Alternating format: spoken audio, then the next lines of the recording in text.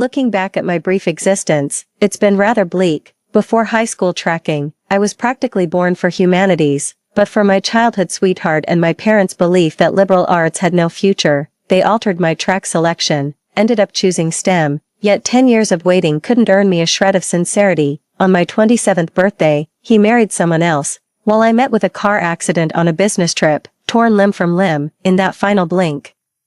My whole life flashed before me like a reel of film, freezing on Lin Yu's face twisted with disgust. Lin Yu, if I had another chance, I wouldn't choose you again. I groggily opened my eyes, suddenly spotted our homeroom teacher's shiny bald head outside the door. Holy shit, I got the fright of my life. Since when do underworld realms have homeroom teachers? Are they implementing compulsory education down there now? Before I could process what was happening, the homeroom teacher walked in through the back door. He rapped his knuckles twice on my desk. Su Xingqing, come to my office. This feels so real. Are you serious? Didn't I die? Am I alive again? 1. I turned around and saw my homeroom teacher's smiling face. Am I actually reborn? So now what? I'm done. 4. Those two words keep echoing in my head. Got caught napping during night study. Another heart-to-heart lecture coming my way. I trailed behind my homeroom teacher with my head hung low. We passed several teachers along the way, all giving me strange looks. I couldn't help muttering to myself, what now? Did I do something wrong? That can't be right. I remember being a model student in high school. Xingqing, I know you did well on this exam, but you can't let your guard down. Falling asleep during evening self-study, you'd never do something like that before. Have you been pushing yourself too hard lately? I found myself staring blankly at the thinning hair on my homeroom teacher's head. Good grades. Me, how many years has it been since I last heard that? The last time someone praised my academic performance was back in freshman year. I snapped back to reality abruptly. So this is our evening self-study after the first monthly exam of freshman year. Su Xingqing, Mr. Dong, our homeroom teacher, called my name again. I quickly put on my best behaved expression and obediently admitted my mistake. I'm sorry, teacher, it won't happen again. I was just really tired today. I promise there won't be a next time. With my good girl appearance and usual behavior, the homeroom teacher didn't give me too hard a time and quickly moved on from the topic. By the way, did you choose science track on that subject selection form we got last time? It suddenly hit me after our first monthly exam. The teacher had handed out subject preference forms. Though I'd obediently followed my parents' advice and picked science, I secretly resented it since I was actually the top humanities student in my grade, nearly acing every subject. But back then, I still lacked the courage to rebel. Su Xingqing, I've reviewed your grades with your other teachers. Your science subjects, especially math and physics, are below passing. If you're serious about STEM, you'll need to step up your game. Teacher, can I switch to liberal arts? I suddenly blurted out to Brother Dong. Brother Dong choked on his words. Why this sudden change to liberal arts? After considering my grades, I realized I'm more drawn to humanities. It's where my strengths lie. I said vaguely, all right, just think it through. Humanities might limit your job options later, but if you excel at it, that won't really matter. Take your time deciding. Don't just flip-flop. Got it, teacher. I hung my head and shuffled back to the classroom. In my past life, my physics grades remained terrible right up until the stream selection. My homeroom teacher advised me to choose humanities to avoid dragging down my overall performance. Though I initially opted for arts, a momentary lapse made me yield to parental pressure, and my crush on Lin Yu, switching to science, physics became my Achilles heel, pulling down my other subjects too. Eventually, I faded into mediocrity, struggling to survive in the brutal job market, returning to my seat. I stared at the first monthly exam results, lost in thought. Chinese, 137 math, 101 English, 145 politics, 96 history, 90 geography, 88 physics, 30 chemistry, 73 biology, 71. I vaguely remember being paraded around campus by my physics teacher after that disastrous exam score. The gist was encouraging me not to lose heart. It's perfectly normal to struggle with the first exam, and I'll gradually improve over time. But perhaps I genuinely lack the natural aptitude for this. No matter how many practice problems I do, when exam time comes, what I don't know still remains unknown. At this thought, I couldn't help but sigh. A voice whispered in my ear, "Why sigh when you aced the test?" Startled, I turned to see my deskmate Yan Yu. "Geez, you scared me to death." She rolled her eyes. "What did the homeroom teacher want with you this time?" "What else? Got busted sleeping in class." "Oh, The last evening study session passed amidst all the horseplay. And before we knew it, morning arrived, early in the morning, while drowsily reciting texts and barely surviving the 50-minute marathon reading session. I was just about to take a nap when someone picked a fight with me. Sis, you must be Brother Yu's childhood sweetheart. Right, I'm his girlfriend, Sujia. The girl in front of me said in a sugary voice dripping with affectation. I sized up the girl, probably a freshman too, with long flowing hair and quite pretty features. Though her foundation was noticeably pale, her lipstick overly bright, the makeup was glaringly obvious. No idea how she slipped past the faculty's inspection. I forced what I thought was a gentle smile. Need something, classmate? Since I heard you grew up with Yuji, I wanted to meet you and learn more about people close to him. Sujia fidgeted before adding coyly, after all, I'm his girlfriend now. Seriously, could she be any more obvious about flaunting this relationship? How thoughtful of her to personally deliver the announcement. I'm truly honored. Listen, I should clarify, Lin Yu and I aren't particularly close. At best, we've been neighbors for over a decade, but childhood sweethearts is pushing it, and honestly, you don't need my approval to date him. That's between you two. I explained. Did I upset you? I never meant to bother you. Something I said must have struck a nerve. The girl's eyes welled up instantly, on the verge of tears. Just then, Lin Yu showed up and immediately said something that made me want to punch him. Su Xingqing, when will you stop bullying Jeju again? Are you? His face burned with anger, as if I'd committed some unforgivable crime. If I were still 16, I might have swallowed my pride and taken this injustice lying down, but I'm 27 now. Lin Yu, what exactly do you mean by again? How many times have I supposedly bullied her? Don't tell me I haven't. Even if I did, she started it. I can't believe you. And yet people still treat you like some prize catch. Your little girlfriend made a special trip to announce your relationship to me. What's that about? Marking her territory or picking a fight? She can't seriously think there's anything between us. Lin Yu's face grew darker by the second. But I'd never felt more exhilarated in my past life. It was precisely because I'd been too meek for too long that they thought I was an easy target. Ignoring Lin Yu's darkened, sullen face, I turned to Sujia. And Sujia, maybe tone down the makeup a bit. If the dean sees you, I wonder if your natural face can still live up to being the class beauty. With that, the class bell rang, and I turned back to enter the classroom. The first period is English class. Our English teacher enjoys randomly calling on students for impromptu speaking practice before class. In my past life, being naturally introverted, I rarely volunteered despite my decent English grades, so she usually went easy on me. As usual, she asked, would anyone like to volunteer for today's sharing session? I glanced around the classroom to find all my classmates quietly avoiding eye contact. Just then, a haughty voice chimed in, Teacher. Su Xingqing signed up with me after class saying she wants to do this presentation. Frowning, I turned to see Zhang Shuyao, our English class representative. We'd never gotten along, not just because I consistently outperformed her in English, but also because she believed I'd stolen her spot in the English competition. Su Xingqing, please come up, the English teacher said with an encouraging smile, reluctantly standing up. I began, hello everyone.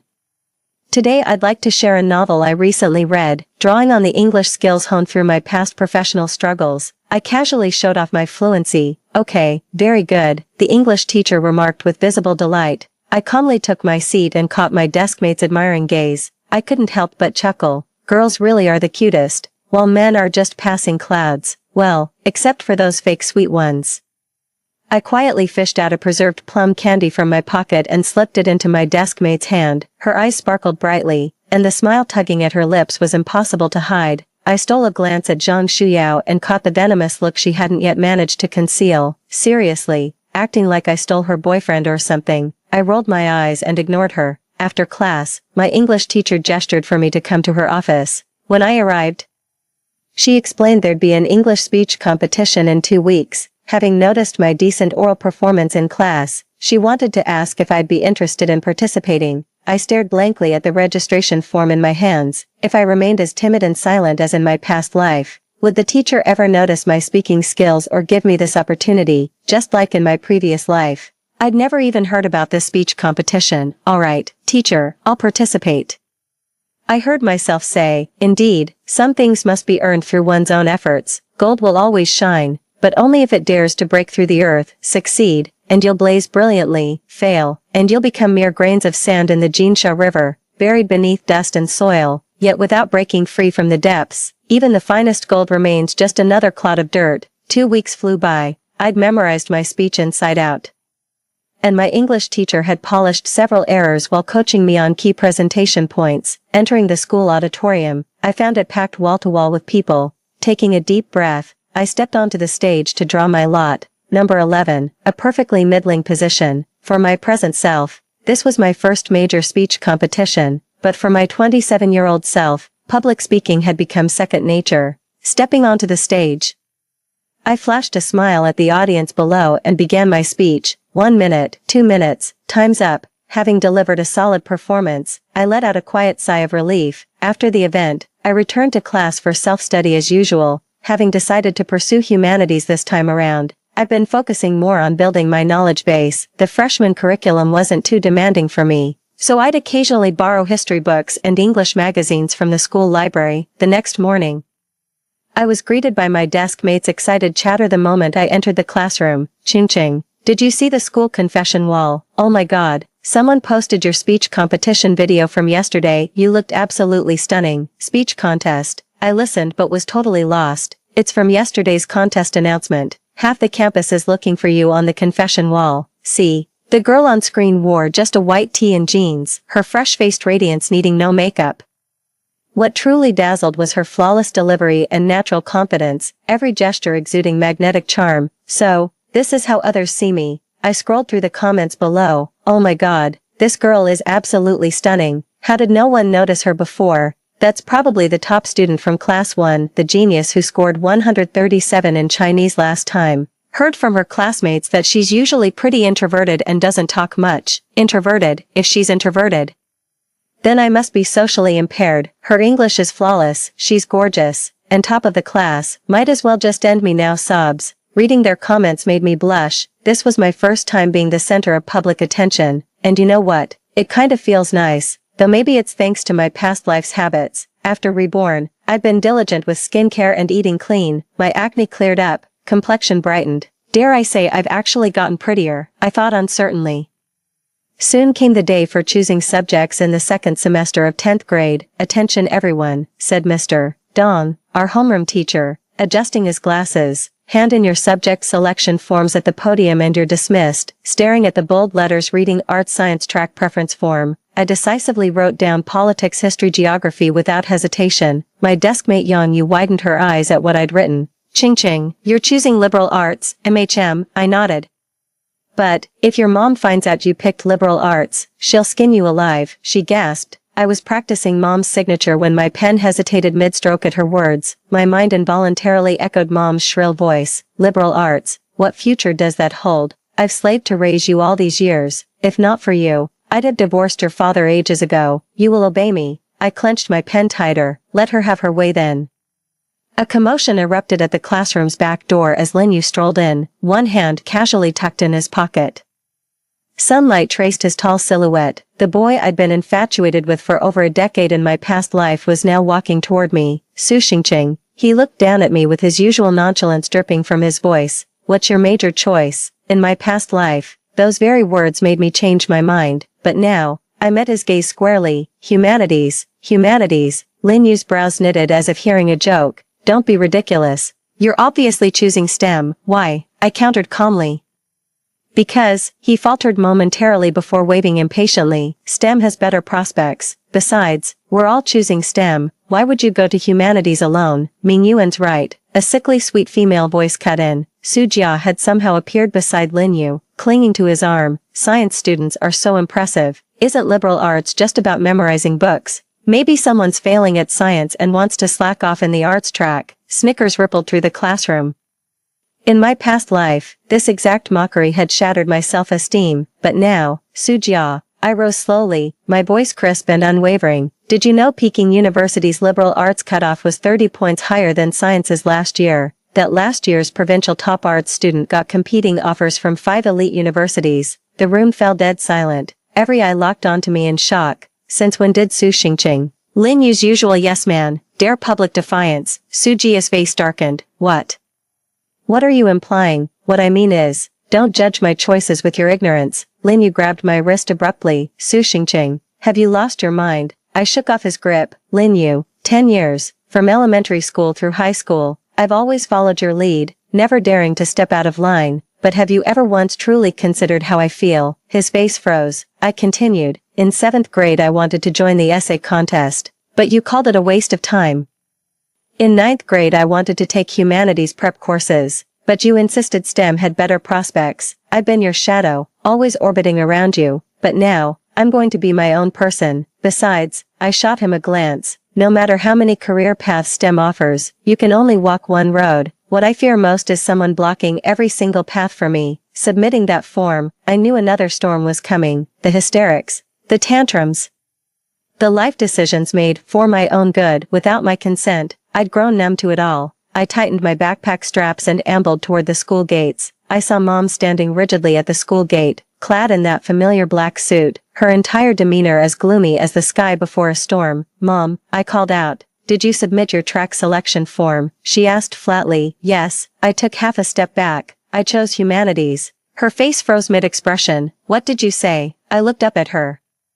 I said I chose liberal arts. Liberal arts. Her voice shot up an octave. What kind of future is that? Are you trying to kill me? Look at Aunt Wang's daughter. Computer science major, making 20 grand a month right after graduation. But this is my life. I met her gaze. Don't I get to make my own decisions? She stared at my stubborn face momentarily stunned, then tossed out a suit yourself before walking ahead, back home.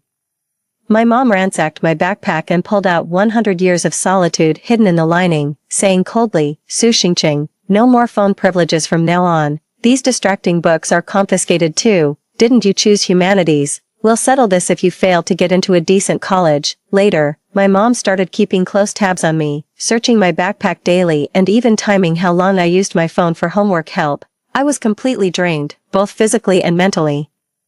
The turning point came during a monthly exam. It was the 3rd monthly test since we'd chosen our academic tracks. Our school has this relentless cycle of weekly and monthly exams, at least 5 tests every month. After dropping physics in the track selection, I consistently ranked first in class and top 3 grade-wide, though math kept pulling me down. Whenever I got stuck on math problems, I'd instinctively start writing something else. I keep a dedicated notebook for random inspirations, casual musings, and even a few experimental short stories. After monthly exams, there's always a pile of assignments to hand in. Things inevitably get chaotic. As usual, our Chinese teacher asked us to submit our excerpt notebooks. I left mine on the desk and went to collect history assignments. When I returned, my excerpt notebook was still sitting on the desk. Thinking the class rep had missed it, I personally delivered the assignment to the teacher's office during evening self-study.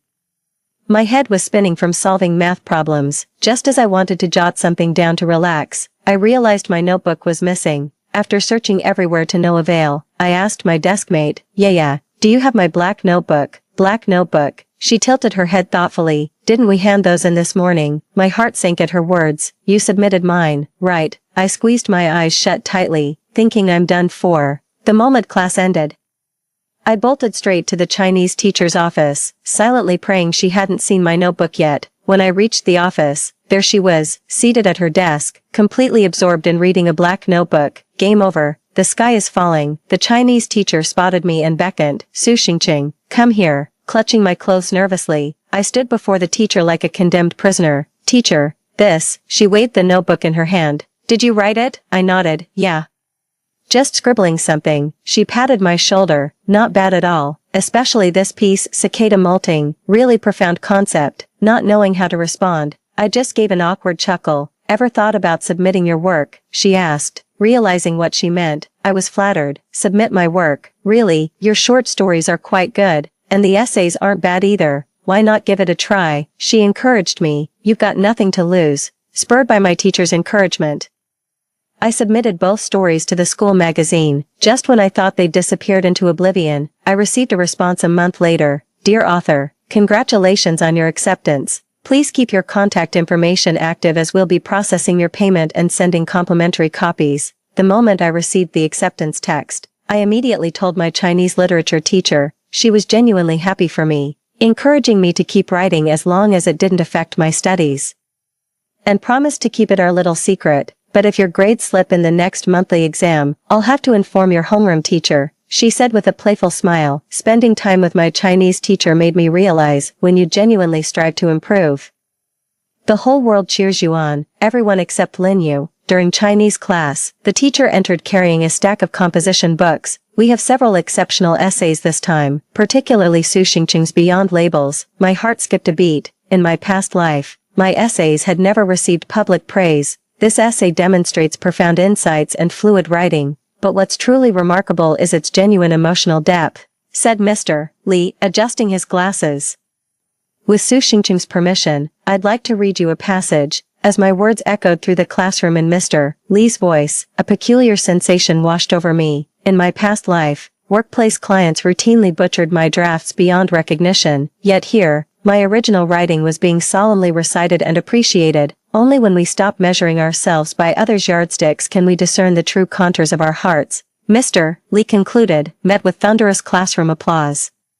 My new deskmate Lin Yu jabbed my arm excitedly. Xingqing, this is incredible. How'd you get so good? Just read and write more, I replied modestly, though warmth blossomed in my chest. So this is how professional recognition feels. Surprisingly wonderful. After class, a group of usually quiet classmates gathered around, bombarding me with writing advice questions. As I patiently answered each one, I suddenly spotted a familiar figure by the back door, Lin Yu standing there with a stormy expression. When the crowd dispersed, he approached. Quite the popularity you've got now. Did you need something? I closed my notebook. You haven't come to see me at all these 2 weeks. He lowered his voice. Just to fit in with these nerds. I took a deep breath. I'd been busy preparing for the speech competition, and also, nothing but excuses. Lin Yu cut me off. You've changed, Xingqing.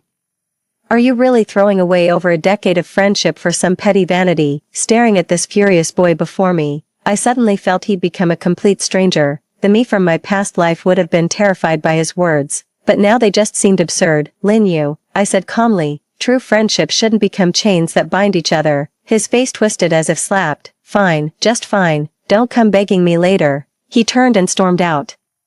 Slamming the door with a thunderous crash, I sighed and went back to grading the freshly distributed Chinese exam papers. That's when I realized, when you stop caring about someone, their joys and sorrows can no longer sway your path forward. The unexpected reward of this submission was, Mom gradually came to accept my decision to study humanities. For the first time ever, she served me a portion of food at dinner. Study hard. You've got real talent for liberal arts, she said stiffly. I support your decision. You're right. It's your life to live. A huge weight lifted off my shoulders. Class, the midterm exams are scheduled for the 10th of next month, said Mr. Li, our homeroom teacher, adjusting his glasses during Monday's class meeting. This time we'll have combined rankings for arts and science streams. Please take it seriously. The classroom instantly erupted in collective groans. Lin Xiaoyu whispered in my ear. Here comes another beating from the science stream kids.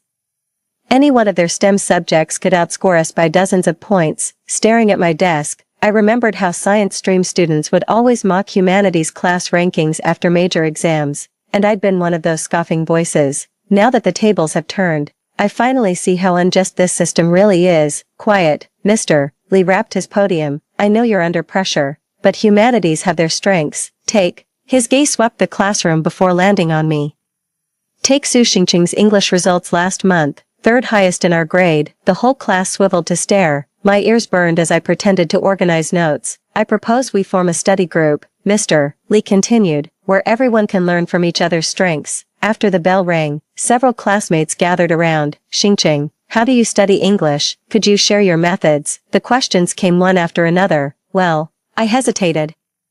I think reading original texts helps the most, but we can't even memorize textbook vocabulary. How are we supposed to read original works? A boy wailed. I bit my lip, suddenly recalling the book club from my past life. What if we form a reading group? Start with something simple. Read a chapter together each week and discuss new words and sentences. Brilliant idea. Lin Xiaoyu chimed in immediately. How about starting with The Little Prince? It's short, and the vocabulary isn't too difficult. And so, Class 3's first English book club was hastily formed. Only 5 people signed up initially, so we scheduled weekly 1-hour sessions after school every Wednesday. The first session was an absolute disaster. We had to look up over 20 words just to get through 3 pages. Progress crawled at a snail's pace. As we wrapped up, one girl said dejectedly, I don't think I'll ever finish this book in my lifetime. On my way home, I racked my brains trying to figure out how to improve. How did the book club organizers at my previous company do it again? That's it, division of labor and teamwork. Before the second meeting, I came fully prepared, pre-divided reading sections, assigned preparation tasks, and compiled author background materials. The efficiency improved noticeably, and participants even started discussing the story's underlying themes. Did you notice? A usually quiet girl suddenly remarked. The rose might symbolize vanity and love. The discussion grew increasingly lively, stretching our originally planned 1-hour session to 2. When it ended, everyone was left wanting more, so we agreed to cover extra chapters next time. By the third meeting, several new faces had joined us in the classroom. Turns out other classmates heard our book club was really fun and wanted to give it a try. Mr. Lee happened to pass by and asked with a smile if he could sit in. A month later, our book club grew to 15 members, forcing us to relocate to an unused lab. We've finished reading The Little Prince and have now moved on to Flipped. To my delight, the class's English average score jumped by 6 points, earning special praise from Mr. Lee during the homeroom meeting for this student-led learning initiative. On Wednesday afternoon, I was busy preparing materials for the book club when Lin Xiaoyu burst into the classroom. Xingqing.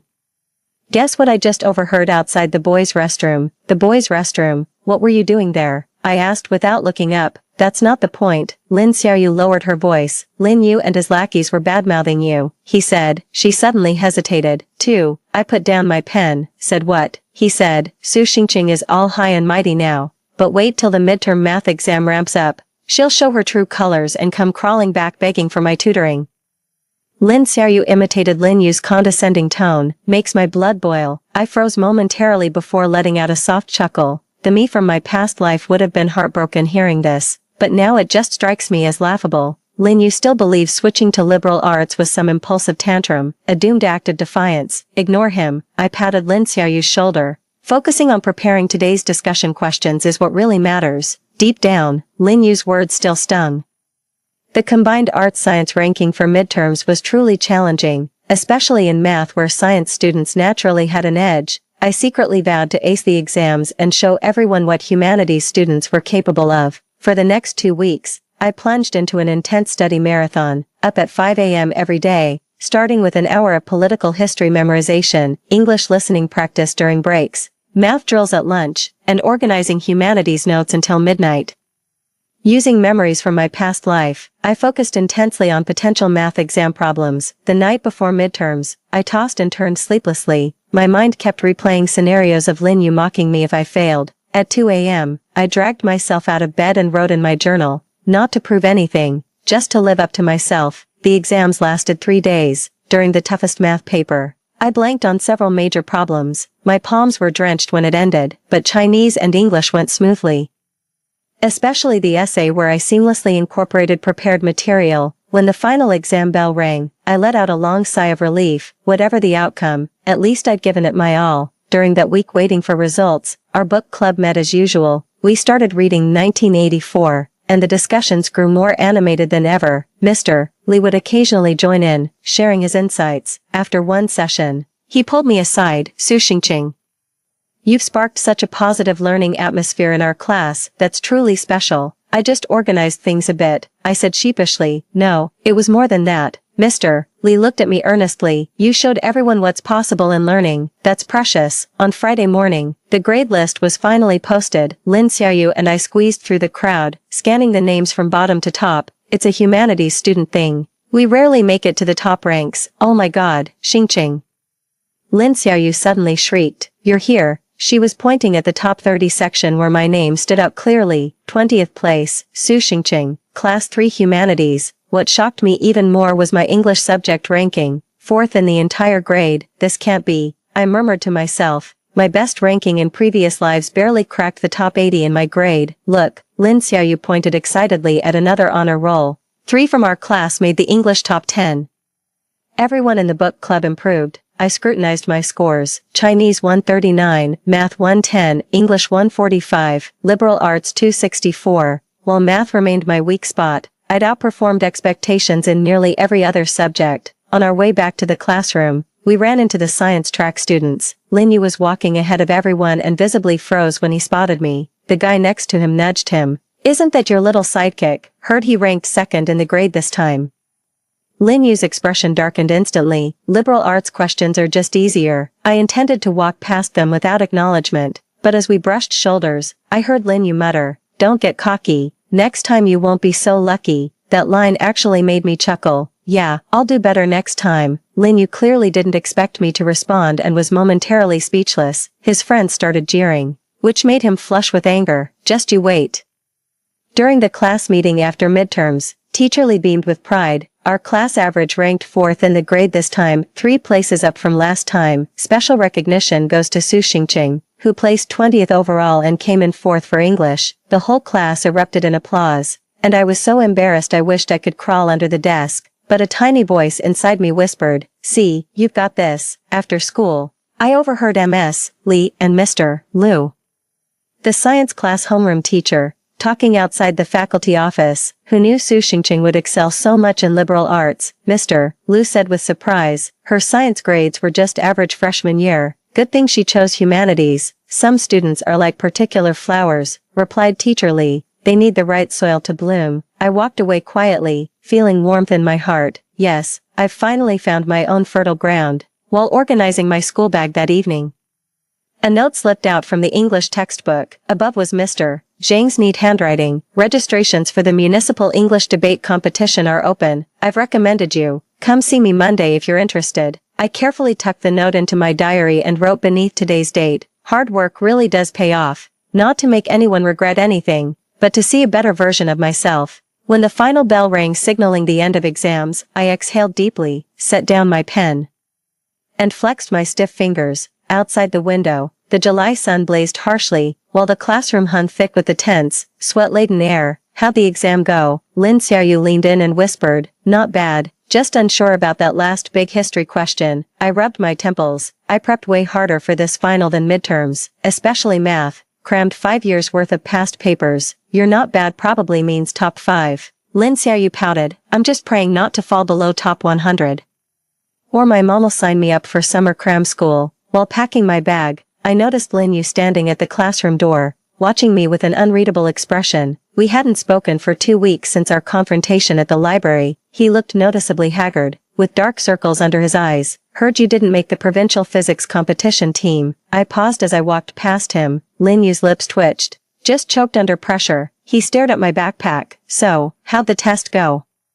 "You'll know when the results come out," I replied with an evasive smile. In my past life, I'd have eagerly reported every subject's details, even apologizing for minor mistakes, terrified of disappointing him. "Xingqing," Lin Yu suddenly called out to me as I turned away, "Are you coming to the class reunion this summer?" "Depends, got a packed schedule." I waved without looking back, stepping out of school gates. A wave of scorching heat hit me, squinting at the blinding sun.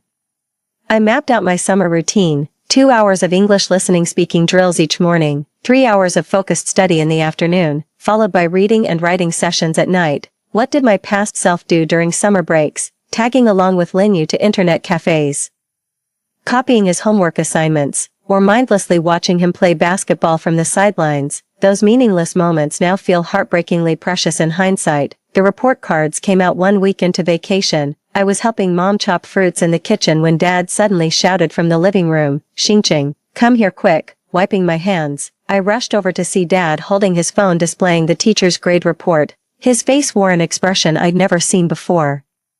Astonishment, pride, and a hint of disbelief. "Ranked 18th in your grade," he pointed at his phone, "2nd place in English, and your Chinese essay was chosen as a model paper." Mom pulled me into a tight hug, her body trembling slightly against mine. In my past life, my parents never got to see a single decent report card before they passed. Now, I could finally give them this long overdue joy. Teacher Lee left comments too. Dad said, putting on his glasses, "Su Xingqing demonstrates exceptional talent in humanities and remarkable diligence, showing potential for top-tier universities. Recommend maintaining summer study momentum with focused improvement in mathematics." That evening, our family had a lavish dinner together for the first time in ages. Dad even uncorked a bottle of red wine he'd been saving for years, pouring me half a glass too. "My daughter will surely outshine me someday," he said with tipsy pride, his eyes twinkling.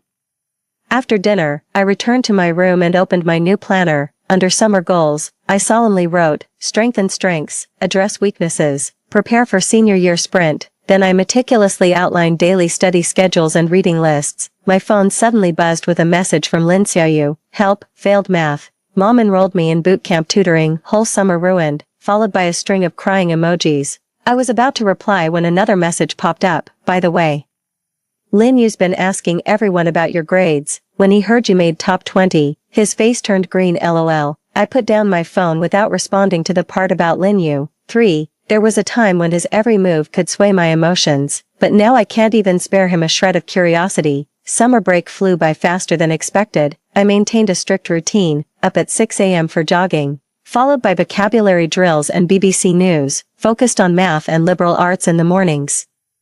Spent afternoons reading literary works and English originals, wrote reading notes or essays in the evenings. I also visited the library twice weekly. The AC was great, and the study vibe even better. At the end of July, I received a reply letter from Youth Literature. My essay, Cicadas in Summer, submitted 2 months prior, was accepted for publication in the September issue. The letter included a 200 yuan payment slip and an editor's handwritten note, exquisite prose with genuine emotion.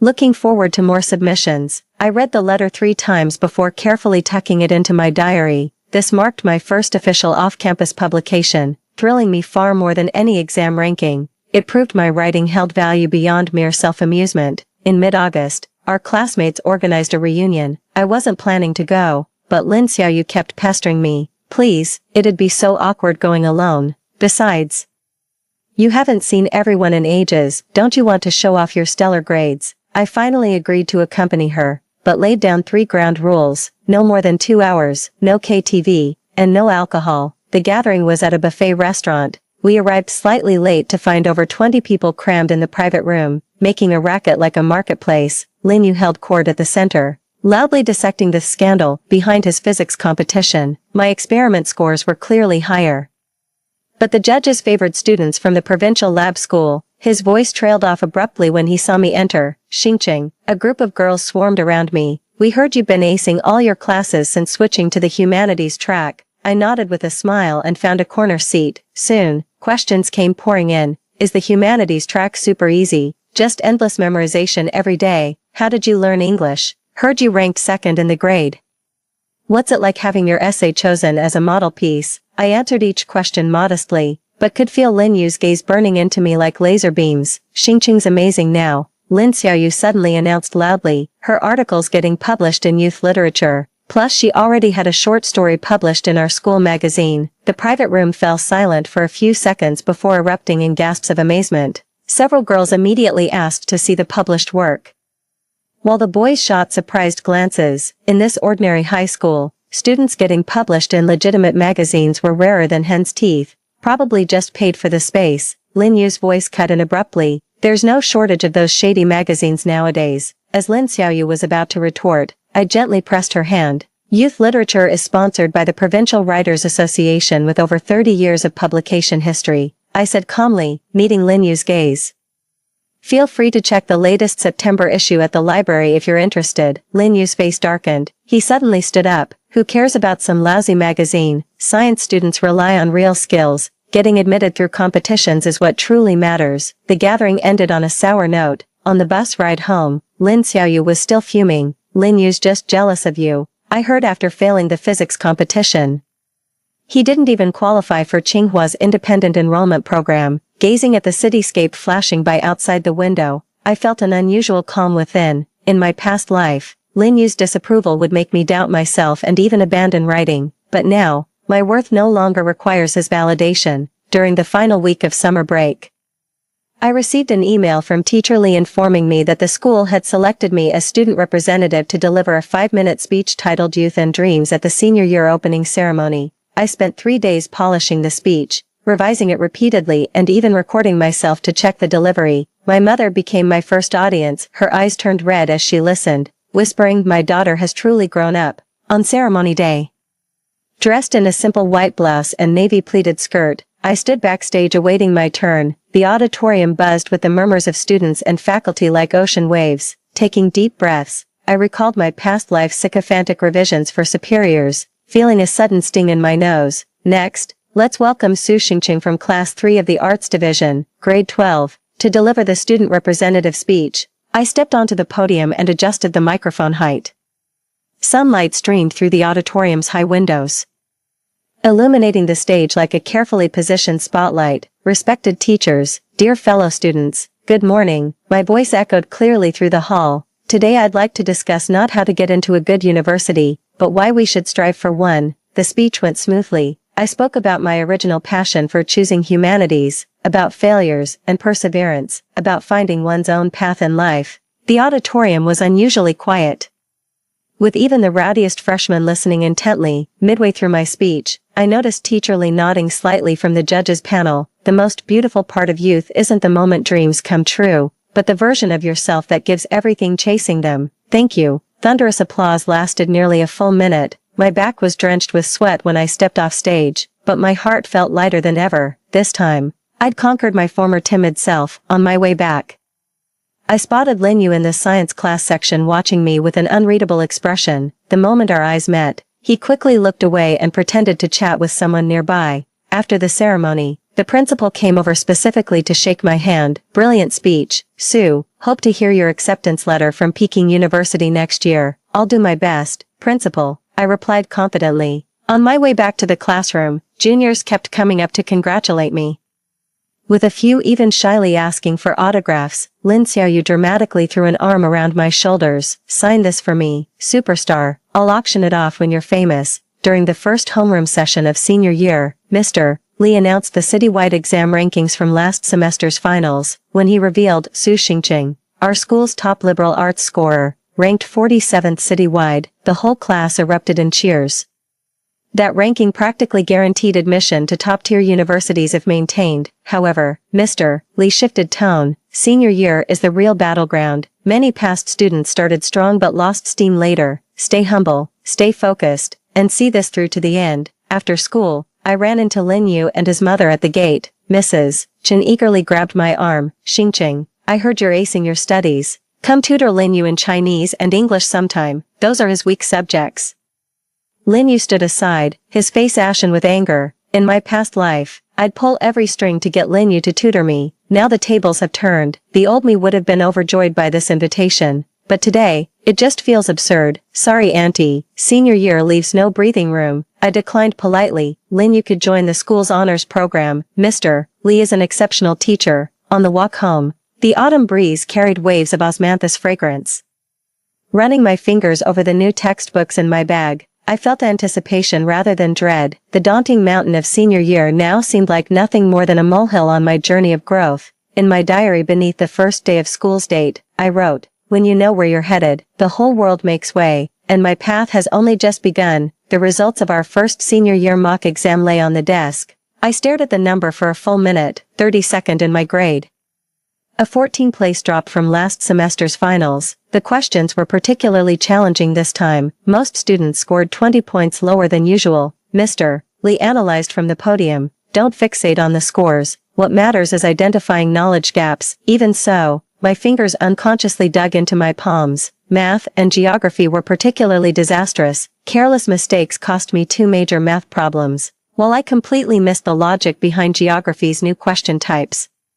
Xingqing, Mr. Lee called out as the bell rang. Stop by my office when you have a moment. The office AC hummed loudly as Mr. Lee handed me a cup of warm water. You've seemed off lately. I pursed my lips, carefully choosing my words. Maybe, just a bit tired. Perfectly normal. Teacher Lee pulled out a file from the drawer. This is your answer analysis from last month's exam. I can see you've put tremendous effort into math. The improvement is remarkable.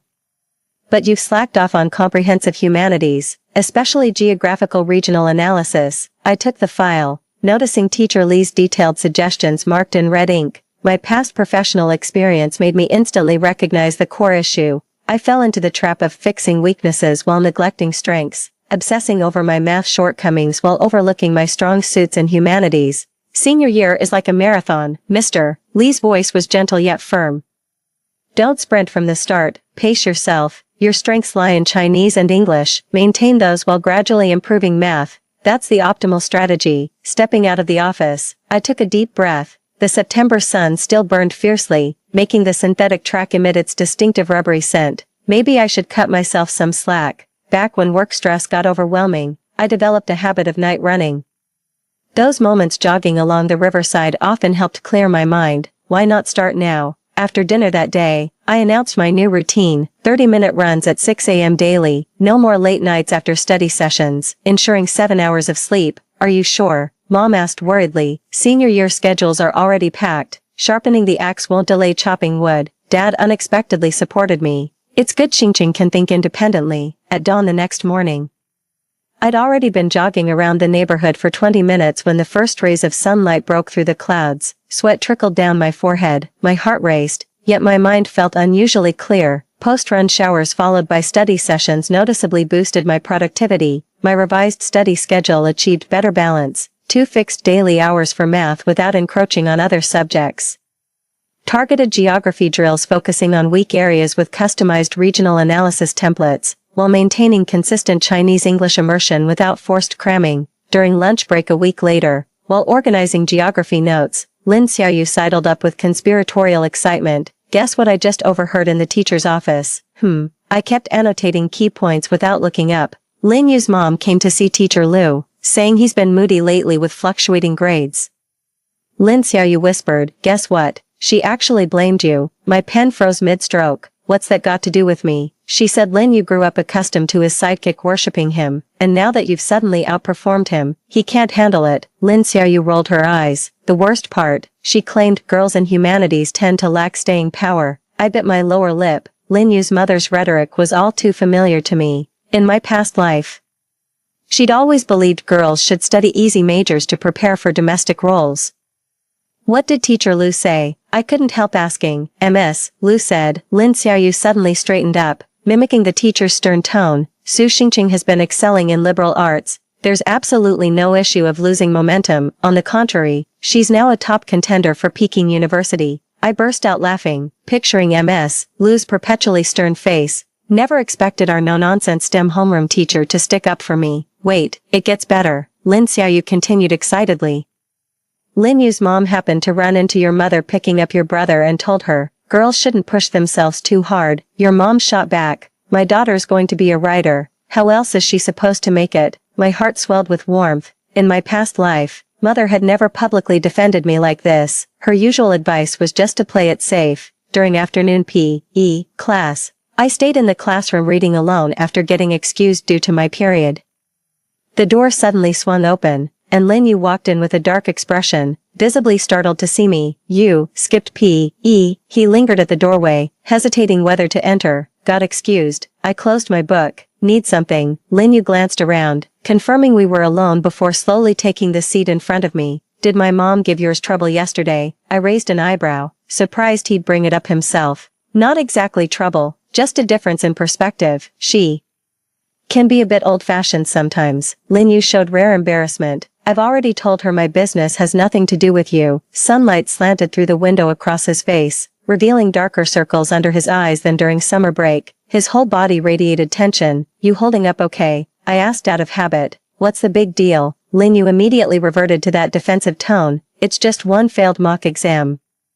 Unlike you, don't get cocky just because you've cracked the top 30 a few times. The Real test comes with the college entrance exams. I shook my head and stopped engaging. In my past life, his attitude would have wounded me. Now it just feels pathetic. Even his concern comes disguised as hostility. Lin Yu stood up to leave, then suddenly turned back. That article you published, can I take a look?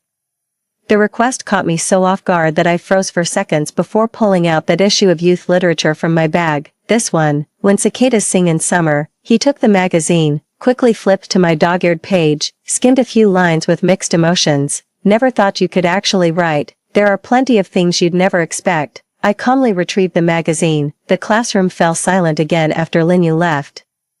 Gazing at classmates running across the playground outside the window, my thoughts drifted away. There was a time when a single word of approval from Lin Yu could brighten my entire day. Now his opinions carry no more weight than a feather. In early October, I received an unexpected email. An editor from City Youth Daily reached out, having seen my piece in youth literature, inviting me to contribute to their new Youth Chronicles column.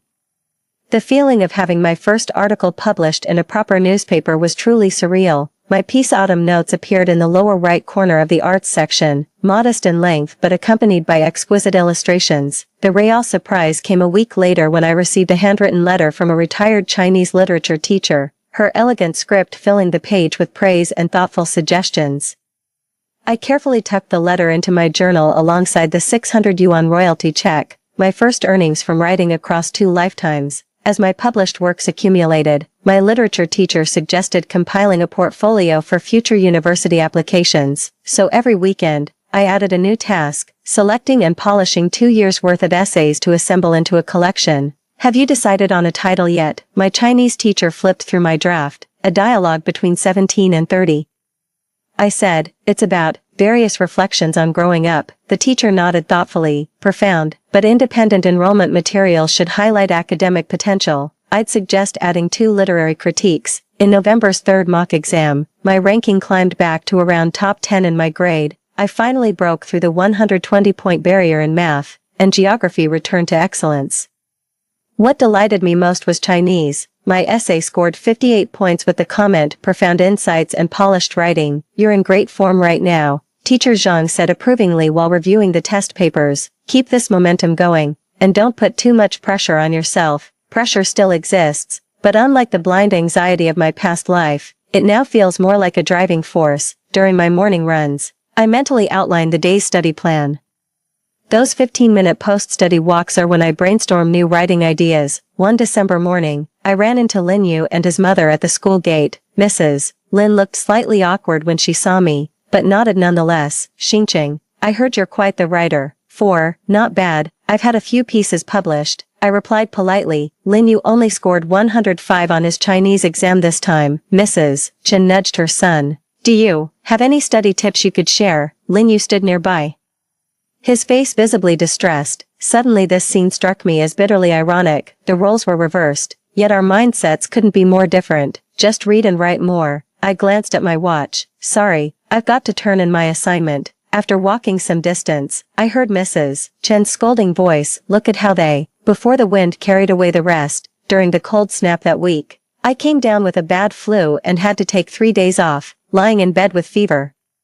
I got a text from an unknown number. Heard you're sick. Take care during senior year, Lin Yu. I stared at the message for a long time before simply replying thanks. Some relationships are like autumn leaves. Once withered, there's no point clinging to them. On my first day back at school after recovering, Teacher Lee handed me an envelope. The city's education bureau is holding a youth aspirations essay contest. I think you should enter. First prize comes with Yen 5,000 and extra credit. On the bus ride home, I began drafting my entry. The city lights flickered to life outside the window as my reflection hovered in the glass. I suddenly felt dazed. What was my past self doing at this exact moment? Probably drowning in self-doubt, unable to pull myself out. 1 week before the college entrance exams, our school gave us study leave. Sitting cross-legged on the floor, I was surrounded by 2 years' worth of study materials, 12 notebooks crammed with notes, 6 volumes of mistake corrections, 3 mind-mapping books for humanities, and a stack of dog-eared practice tests. At the very top lies that navy blue rebirth plan notebook, now nearly filled to the brim. Flipping to the first page, I saw slightly childish handwriting listing advantages. 1. Remembering the college entrance exam essay topic. A smile crept across my lips unbidden. Back then, I foolishly believed foresight was rebirth's greatest gift. Little did I know, real transformation came from these 2 years of grinding dedication. My phone vibrated with a message from Lin Xiaoyu. Help.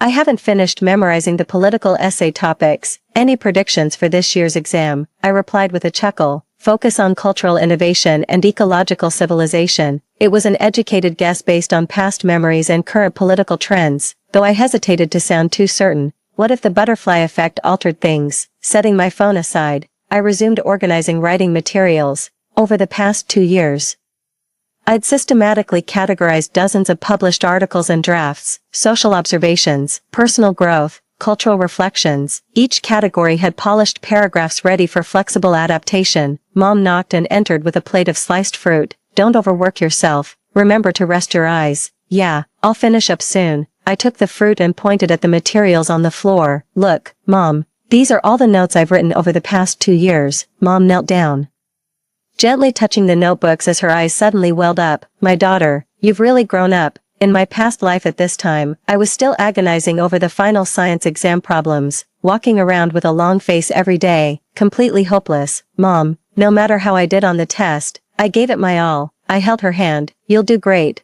Mom wiped the corner of her eye. Oh, here's a letter that came today. The envelope bore the youth literature logo. When I opened it, I found a contract offer. They wanted me to write a monthly column for them on the eve of the college entrance exams. I went to bed at 10 sharp. Contrary to expectations, I fell asleep almost the moment my head hit the pillow. I woke to gentle rain outside my window. After some light stretches, I ate Mom's perfect score breakfast, a fried dough stick with 2 eggs, then double-checked my exam admission ticket and stationery. Nervous, Dad broke his usual silence during our ride to the exam site.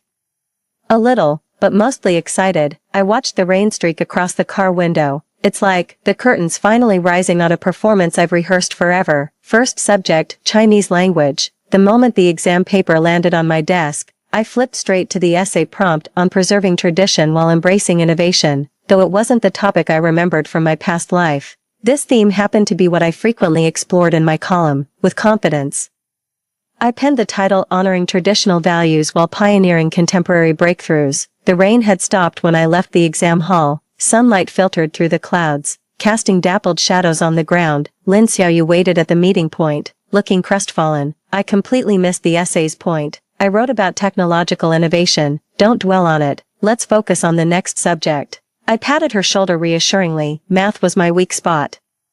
But I played it safe, securing every point from questions I knew, and attempting partial solutions for the last 2 major problems. My performance remained steady in liberal arts and English, especially the composition where I incorporated several polished advanced sentence structures that surely caught the examiner's eye. When the final exam bell rang, the classroom erupted. Some cheered while others wept. Calmly packing my stationery, I walked out. The school gate swarmed with anxious parents, and Mom rushed to envelop me in a tight hug the moment she spotted me. Standard performance, I replied tersely, avoiding elaboration. The college entrance exam marks a beginning, not an end. The wait for exam results turned out more relaxed than expected. I started organizing my room, packing up unused study guides to donate to younger students. By chance, I stumbled upon my freshman year diary. Those entries agonizing over Lin Yu's every word now feel like relics from another lifetime. At dawn on June 25th, the score inquiry system went live. With my whole family gathered around the computer, my hands actually trembled as I entered my exam ID and clicked search. The page refreshed. Asterisks marked every subject's score. I'm a top-scoring student whose results got withheld. Peking University is in the bag. Dad slammed the table excitedly, waking up my little brother. Mom burst into tears behind her hands. I stared at the screen, speechless. This score far exceeded my past life's results, even topping my wildest expectations. When returning to school next day for college applications, I became the center of attention. Beaming with pride, Mr. Li introduced me to every teacher. This is Su Xingqing from our class, the only humanities student with shielded scores. Miss Zhang hugged me tightly, exclaiming, I knew you had it in you. Even the usually stern Professor Lu nodded approvingly at me, saying, scoring this high in liberal arts is no small feat. Without hesitation, I wrote Chinese literature at Kyoto University as my first choice. When submitting my application, Professor Li said with pride, you're one of the most accomplished students I've ever taught. On campus, I ran into Lin Yu. He stood alone before the honor roll, staring at the list of top scorers posted there. My name stood out prominently, while his trailed beyond the 50th place. Congrats, he said hoarsely. Seems liberal arts really suit you. How'd you do? I asked. 602. He forced a smile. Provincial university's my only option now. Mom's furious, thinks I've humiliated her. I'm at a loss for words. In my past life at this time, he was basking in glory preparing for Shanghai's prestigious universities, while I could only attend a local second-tier college. Xingqing. Lin Yu hesitated. I want to apologize for what I said before. I was so arrogant back then. Always thinking STEM majors were superior. Water under the bridge, I said calmly, wishing you a wonderful college experience. At graduation, I ascended the stage as the outstanding graduate representative to receive my award. Thunderous applause erupted from the audience. I saw Teacher Li and Teacher Zhang snapping photos frantically, Lin Xiaoyu waving her arms excitedly, and even Lin Yu joining in the applause. The principal remarked in his address, like student Su Xingqing, Recognizing one's talents and passions while devoting oneself wholeheartedly, that's the true essence of success. After the ceremony, classmates began signing each other's uniforms as keepsakes. Lin Yu approached, autographed my sleeve, then handed me a pen. "Could you sign mine too?" I wrote on the back of his uniform. "May you find your own path, Su Xingqing." Mid-July arrived with Peking University's admission letter right on schedule. Inside the gilded envelope, along with the admission letter, was a handwritten note from the Dean of the Literature Faculty. "Your portfolio demonstrates extraordinary literary promise. We look forward to seeing you shine at Jing University." I framed both the acceptance letter and my published works, hanging them on my bedroom wall. Beneath them sat my rebirth project notebook, open to the final page where I'd written last night's new plan. University goals: 1. Major in Chinese literature, minor in English, join the literature club and keep writing, strive for an exchange student opportunity, publish a personal anthology. In early August, I attended my high school reunion. This time, all eyes were on me as everyone clamored to ask forth the secret to getting into Kyoto University. Lin Yu didn't show up. Heard he went to Provincial University early for their summer program. At the reunion, guys who'd mocked me for switching to liberal arts sheepishly toasted me. "You had vision. Wish I'd chosen humanities too." I just smiled, keeping to myself that the real choice wasn't between majors, but between conformity and authenticity. As we left, our drunken class monitor slurred, "When Su Xingqing makes it big, we'll all brag we knew her."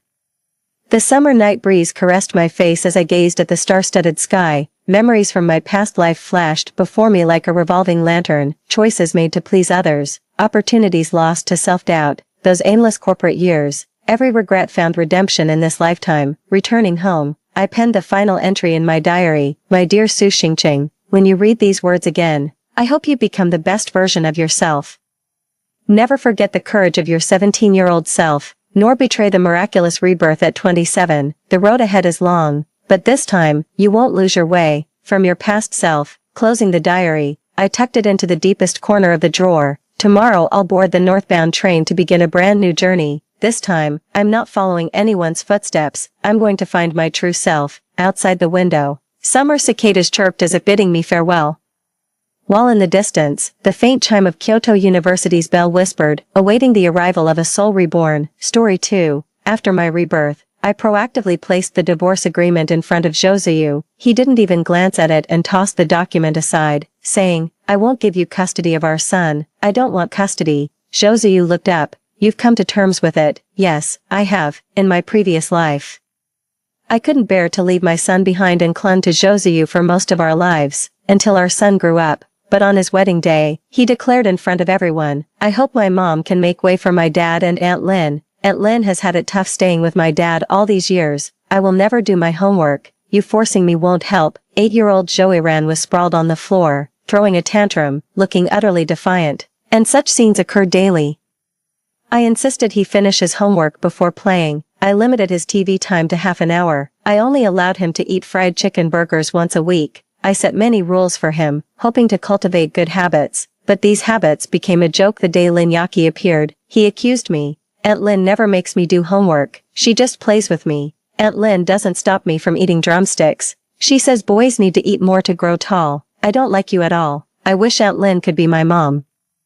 Even though I was heartbroken to hear these words in my previous life, I chose to forgive him. I thought he was just too young to understand, and that he would appreciate my intentions when he grew up. I still pushed him to study hard, to exercise, and to eat well. As an adult, he graduated from a prestigious university, started his own company, and married a well-matched wife. On his wedding day, the host asked him to thank his parents. In front of all the guests, he said to me, "I hope you can make way for my dad and Aunt Lin, who has been with my dad for so many years." Lin Yaqi cried like a fountain below the stage. It seemed as if the hardships she endured over the years were all worth it at that moment. And I, standing on stage, appeared redundant and foolish. "Mom, you forced me to do things I didn't want to do since I was a child. If it weren't for Aunt Lin's quiet warmth and encouragement behind the scenes, I would have been ruined.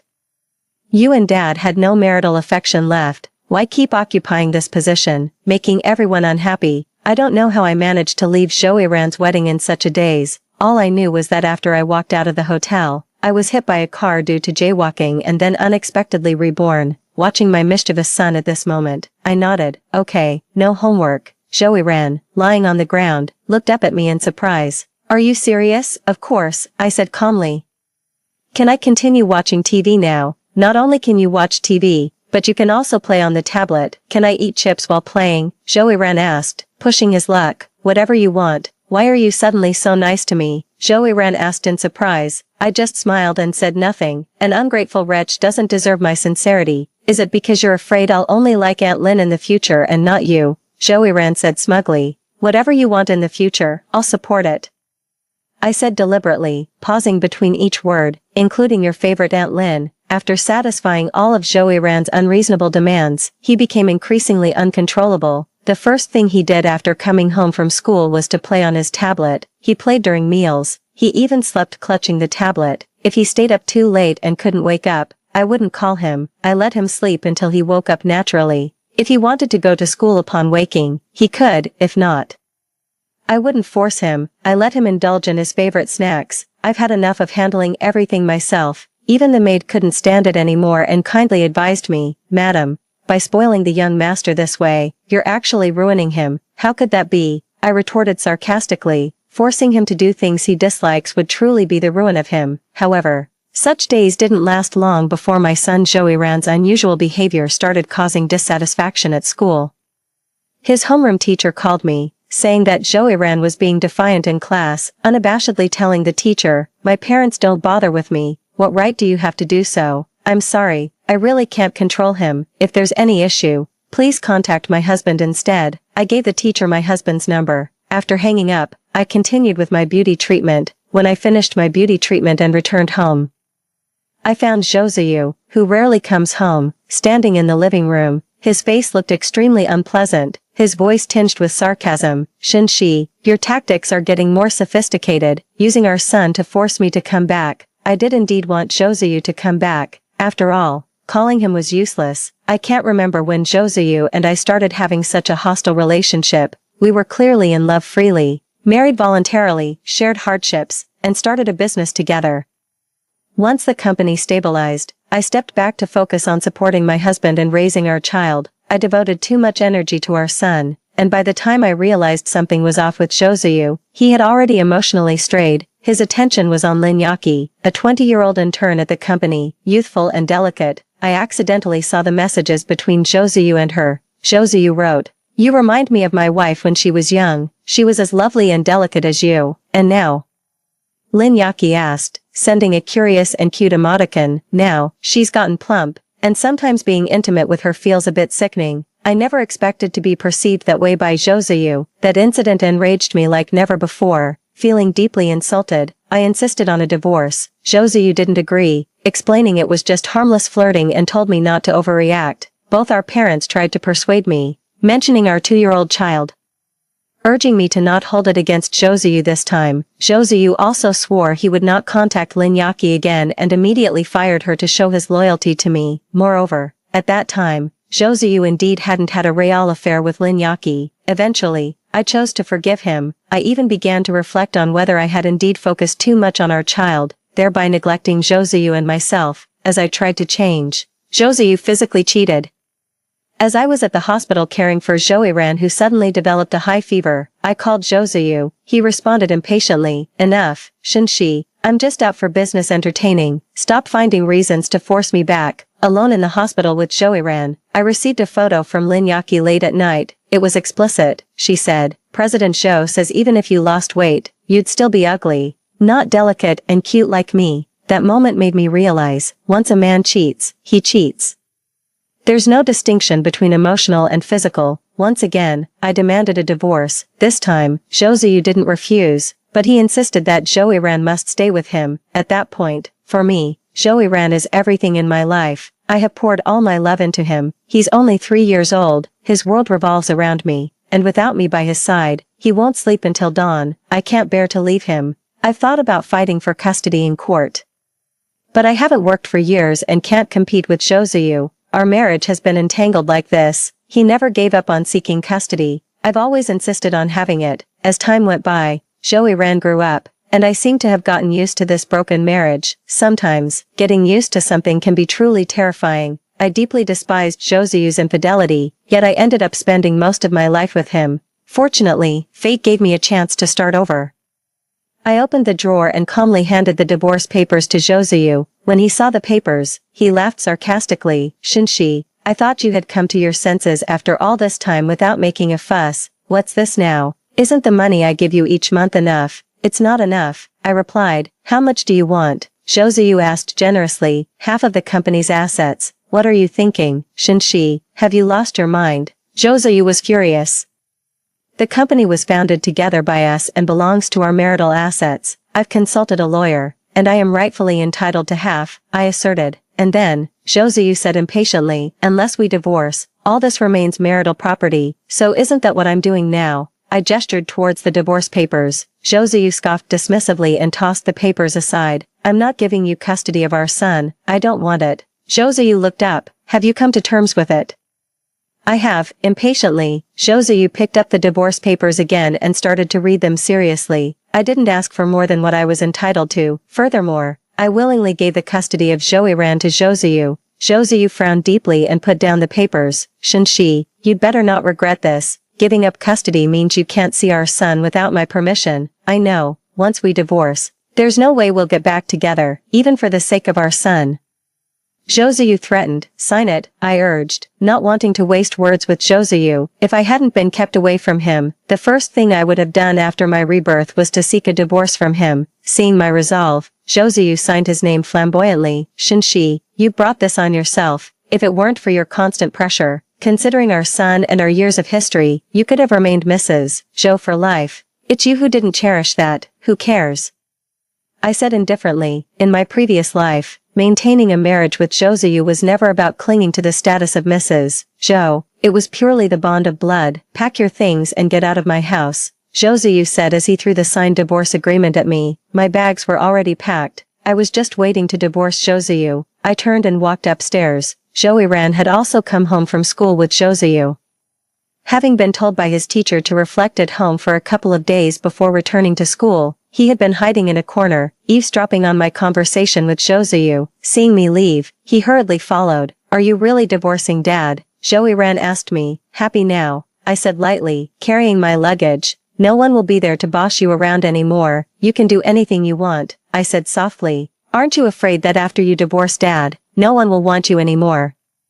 He asked. Who told you that no one would want me? I asked with a laugh, looking at him. Grandma and Dad both said it. Joiran replied calmly. They said you're not good enough for Dad, that no one would want you after you divorce him, that you wouldn't dare to divorce Dad. I couldn't help but laugh. I had seen through Josue a long time ago. I didn't expect his mother to be the same. She always pretended to be a good person, complaining about her son in front of me, acknowledging how hard I worked raising the child. Turns out, behind my back, she just saw me as a free nanny for her grandson. But of course, it doesn't matter anymore. From now on, they are just irrelevant people. Just promise me you'll really stay out of my life, as well as Dad's and Aunt Lynn's, and I'll plead with Dad not to divorce you. Joiran negotiated with me.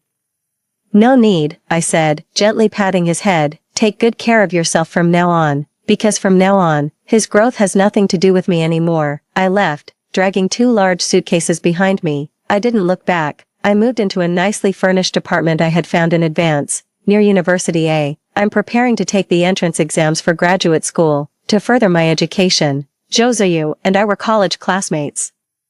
I gave up a guaranteed spot for postgraduate studies to help him start a business. After the business succeeded and we had our son, I shifted my focus to the family. I've always regretted not pursuing a master's or doctoral degree. Having been reborn, I've deeply realized that one must live for oneself. No one else can truly share your feelings. The day after I moved out of the Zhou family villa, I saw Lin Yaqi had posted on her social media. She had added me first. At the company's anniversary celebration, which I attended with Josue, Lin Yaqi complimented my earrings and asked for the link on WeChat. Later, she got the same pair of earrings, not bought by her, but gifted by Josue. Her post today read, "Poverty limits my imagination. Is such a huge backyard meant for playing football?" Attached was a photo of the back garden of the Zhou family villa. Clearly, her intention was to declare to the world that she was now openly with Josue. No longer the shameful mistress, I promptly liked the post. A match made in heaven, shameless and eternal. After I liked the post, Lin Yaki immediately messaged me privately, Shinshi, you wouldn't mind me posting that, right? Ziyu insisted I post it, saying he's been unfair to me all these years. To provoke me, Lin Yaki occasionally sent intimate photos of her and Zhou Ziyu, or wrote about how much Zhou Ziyu loved her. Then she would delete them shortly after, with a quick apology, sorry. Sent that by mistake. I used to lose my temper and argue with Zhou Ziyu because of her antics. Ultimately, it only worsened the relationship between Zhou Ziyu and me. He hardly came home anymore, even taking Zhou Yiran to celebrate his birthdays with Lin Yaki. Every time Zhou Yiran returned from Lin Yaki's place, he would say, Aunt Lin is so nice to me, she's gentle and beautiful, I want her to be my mom. Looking back, I don't know how I endured it all in my past life, fortunately.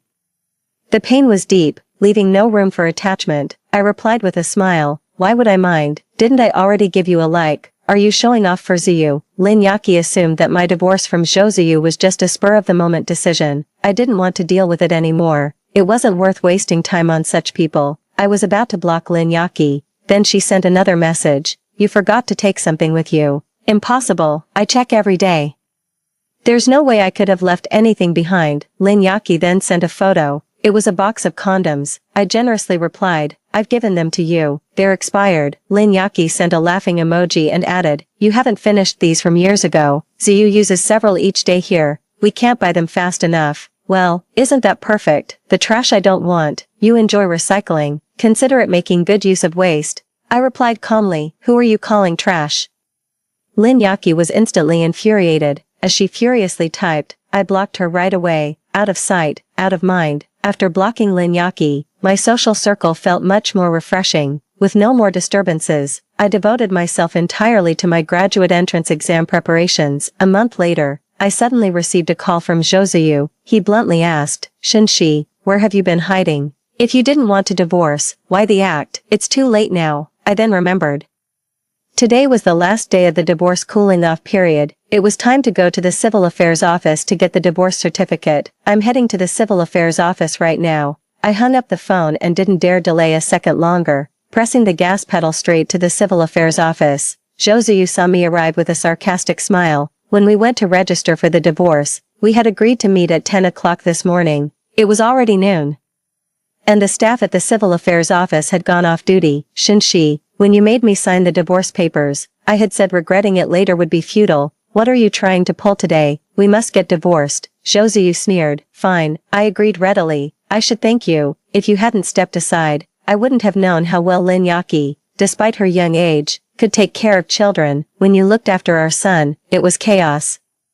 But everything has been perfect since Lin Yaki came, Zhou Ziyu boasted. Congratulations on marrying such a capable wife, I responded, still being tough. Zhou Ziyu said with disdain, let's see how long you can keep it up. When I received the divorce certificate, I breathed a huge sigh of relief. I was afraid that my delay would exhaust Zhou Ziyu's patience and he would walk away. I really didn't want to waste another moment on him. Shinshi.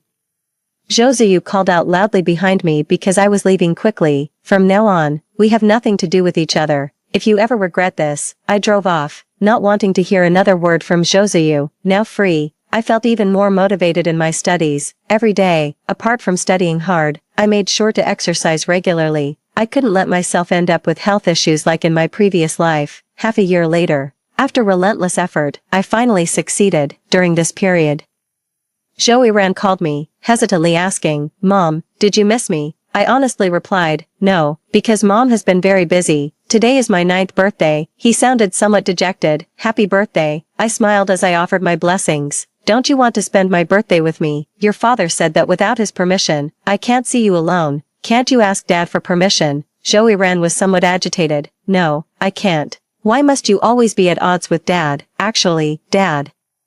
Let's not talk about this anymore. I have important things to do. I took the initiative to hang up Zhou Yiran's call. This was something that would have never happened before. I used to wait for him to hang up first before I would put down my phone. See, actually, there's nothing that can't be let go of. As long as you're disappointed enough. One late night during my graduate studies, I suddenly received a call from Zhou Ziyu. I hadn't blocked Zhou Ziyu because I thought he would never contact me first. Indeed, over a year since our divorce, he had been a decent ex, as good as dead, half asleep. I didn't check who was calling. Hello, Shinshi. I'm not going to give you another chance. Zhou voice was cold. Huh, I was utterly confused. Was he possessed? Lin Yaqi is pregnant with my child, and I'm going to marry her, he declared proudly. Congratulations, I said politely, though annoyed to be woken up in the middle of the night. Huh, Zhou seemed to scoff. Then he hung up the phone. I didn't take it seriously, that is, until I received the wedding invitation from Zhou and Lin Yaqi. I suspected they sent it to the wrong person, but my full name was on the invitation. Of course, just because they invited me didn't mean I had to go. I simply threw the invitation away. But then that day, Zhou Ran called me. Mom, why haven't you arrived? Arrived where? I hadn't caught on yet. At the hotel for Dad and Aunt Lin's wedding. I didn't say I was coming, but didn't Dad send you an invitation? I came early to save you a seat. Why aren't you coming? Zhou Ran's voice was breaking. I felt unmoved and simply said, I have my own matters to attend to. I can't make it. Thanks for saving me a seat. You can give it to someone else now. As I was about to hang up, are those matters more important than me? Zhou Ran asked, devastated. I thought for a moment and answered very seriously, yes, they are more important than you. You are not important at all. After rejecting my son, Zhou called again. Shenxi, are you unhappy about me marrying Lin Yaqi? Are you taking it out on our son? What? I was baffled. What did you just say to our son? He's been crying. I didn't scold him, I explained. Stop making excuses. You're just upset that I married Lin Yaqi. So you're taking it out on our son, at that moment. I was speechless, admit it, Zhou said coldly, seeing I hadn't responded. It's too late for regrets now. I wish you and Lin Yaqi a lifetime of happiness. After hanging up, I blocked Zhou as well. I thought that after Zhou and Lin Yaqi's marriage, I thought there would be no more interaction between us. Yet, within less than a month, Zhou suddenly appeared at the entrance of University A. I was just leaving the lab with my senior, discussing data along the way. Out of the blue, I saw Zhou waiting for me at the gate with Zhou Ran. How did he know I was pursuing my master's degree? When Zhou saw me, his gaze lingered on the person next to me. It seemed like there was anger in his eyes. Or perhaps it was just my imagination. He said sarcastically, I was wondering why you abandoned your son. It turns out Shenxi has a new love. Does he know you were married and have a son? I'm aware. Before I could speak, my senior, Chen Zhiqing, responded proactively. I heard her ex-husband was a scumbag. Do you know him? I couldn't help but laugh. Zhou's face turned dark. He coldly stated, I need to speak with Shenxi, meaning that he wanted Chen Zhiqing to leave. Chen Zhiqing ignored him and asked me, any trouble? No, I smiled at him. You can go back first. I'll return soon after. Call me if you need anything. I'll call the police for you. Okay, Chen Zhiqing left. Can't bear to part, can you? Zhou mocked.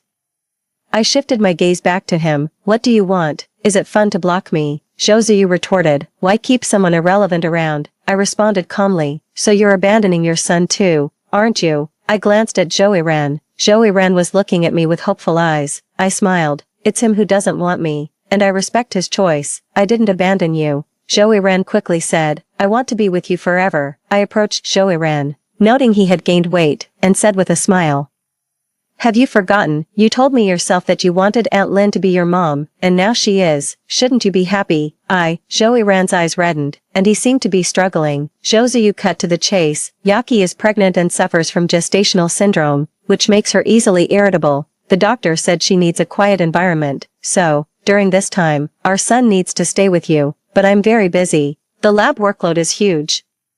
And I also need to prepare for my doctoral exams, I said, clearly distressed. Is reading some books more important than your son? Zhou exploded upon hearing this. What use is there in getting old and still studying? How much money can it bring? Isn't the property I divided enough for your lifetime? Shenxi, what are you pretending for here? I didn't want to argue with Zhou, but some people really push their limits. Taking a deep breath, I asked him, Zhou, in all the years we were together, did I ever wrong you? Why bring this up all of a sudden? Zhou grew agitated. I have never wronged you. I've been dedicated to you, our son, and our former home. Now that we're divorced, and you insisted on custody, and our son said he preferred Lin Yaqi, I facilitated everyone's wishes. Now I'm living my own life. How am I in the wrong? When did I say you were wrong? Then why question my pursuit of a master's and a doctorate? Isn't this a critical period? Can't you, for the sake of our son, why do I always have to make sacrifices? I asked Zhou coldly, laughing. when we graduated from university together, you asked me to give up my research opportunity to start a business with you. After our business succeeded and we had our son, you wanted me to sacrifice my career to return to the family. Then, after our divorce, as you wished, I gave up custody of our son. The more I spoke, the more absurd it seemed to me. Now, you have a new family and no longer need your son. You want me to sacrifice myself again to contribute to your happiness. Josué, don't you think you're being shameless? When did I say I no longer needed my son? I only said that during Lin Yaki's pregnancy, you could temporarily take care of him. I will double the child support, Josué retorted, clearly agitated by my words. What if Lin Yaki gets postpartum depression? Or develops nervous exhaustion after that? There are so many ailments one can have, I said sarcastically. Yaki isn't like that. She cares deeply for our son, as if he were her own, Josué insisted, catching the implication in my words. If that's the case, then how would our son possibly affect Lin Yaki's pregnancy? Isn't that contradictory? Josué was left speechless. There was a moment of silence. Suddenly, our son, Josué, who was already 10 and understood much of our conversation, distressingly asked, Mom, do you really not want me anymore? I haven't abandoned you. I'm just reassured knowing you have Aunt Lin as your new mom, I gently told Josué. Previously, to ensure Iran studied well, I often had to play the villain. Now, with no expectations, I vowed to never speak harshly to him again. However, Josué seemed dissatisfied, saying, Mom, don't smile at me like that. It makes me feel like you don't love me. I stroked his head. How could I not love you? I just don't want to force you to do things you dislike, which might ruin you as you grow up. Enough, Shinshi. Josué interrupted, weary of my tone and perhaps feeling his pride wounded, as he had never been bested by me before. As he angrily left with Josué, he threatened.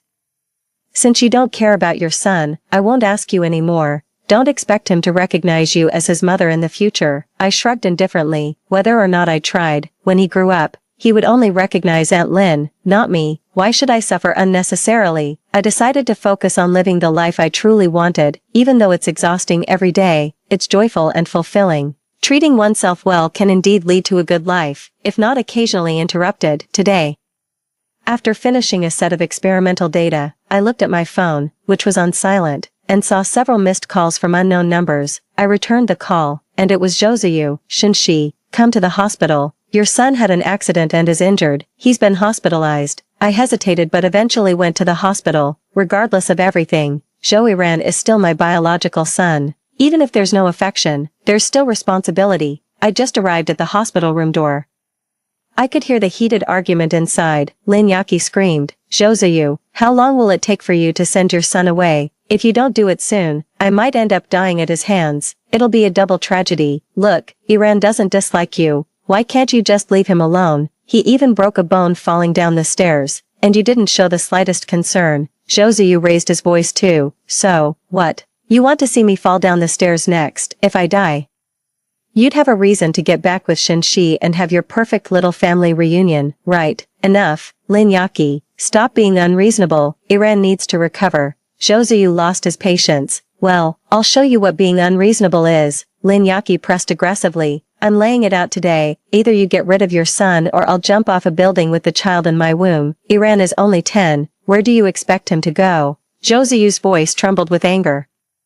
I don't care where he goes. I just can't stand seeing him anymore. Lin Yaki was adamant. Otherwise, prepare for a tragedy. With that, Lin Yaki turned and left. As soon as she stepped out of the hospital room, she ran into me. Lin Yaki was clearly taken aback when she saw me. I was stunned too. Was this still the delicate, youthful girl from before, now heavily pregnant? She could easily be mistaken for an older expectant mother. It had been only 2 years. Shinshi, what are you doing here?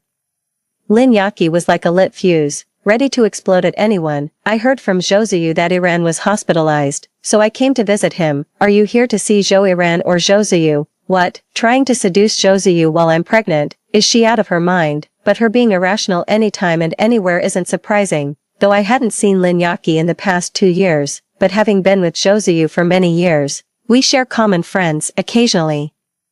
I hear from them that ever since Lin Yaki found out she was having a boy, she started causing trouble nonstop. Any slightly attractive female staff at Josué's company would be accused by her of trying to seduce him, pushing them to resign. She also didn't allow Josué to attend any social events. If he did go, she would show up and create a scene, causing him to lose many major projects. They say Josuyu was nearly driven mad by Lin Yaki. Listening to all this, I found it somewhat amusing. How could anyone be driven mad like that? Josuyu actually loved Lin Yaki's lively spirit. I'm giving you a warning. Josuyu suddenly burst out of the room, shouting at Lin Yaki. He looked furious enough to devour her. Lin Yaki probably hadn't seen Josuyu this angry before and seemed a bit frightened. Then she straightened her belly, as if gaining some courage, and shouted at Josuyu, "If you dare to wrong me, I'll die just to show you, and you better deal with your son. Or it's never over between us." Lin Yaki turned and left. Josuyu was shaking with rage. I stood by, watching the drama unfold. "Do you think I deserve this?" Josuyu suddenly asked me. I suppressed my smile. "It's none of my business, so I won't comment." I never expected Lin Yaki to change so much during pregnancy. "I'm not interested in your issues with her," I reminded him. "I came to see your son." Josuyu said no more. I entered Joey Ran's hospital room. He lay on the bed. His eyes red, clearly. He had heard his dad and Lin Yaki arguing. The moment he saw me, his eyes lit up and he excitedly called out, "Mom." I nodded, rather unenthusiastically. I simply asked him how he was doing. He told me that when he came home from school today and was going upstairs, he ran into Lin Yaki. He claimed that Lin Yaki deliberately pushed him down the stairs, but Lin Yaki insisted that he didn't want her to have another child who would compete for attention.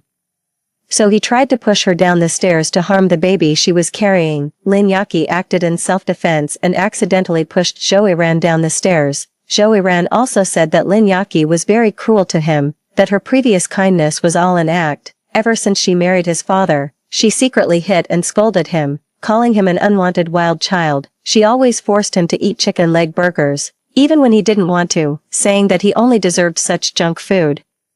The more Joey Ran spoke, the more he cried. I listened but remained calm. Indifferently, I reminded him, "You shouldn't be telling me these things. You should talk to your dad or your grandmother. They don't believe me. They only believe Aunt Lin." Joey Ran cried sorrowfully. "They only care about the child in her womb. They don't care about me at all. They don't love me. They despise me. Mom, can I come live with you?" Joey Ran clung to me tightly.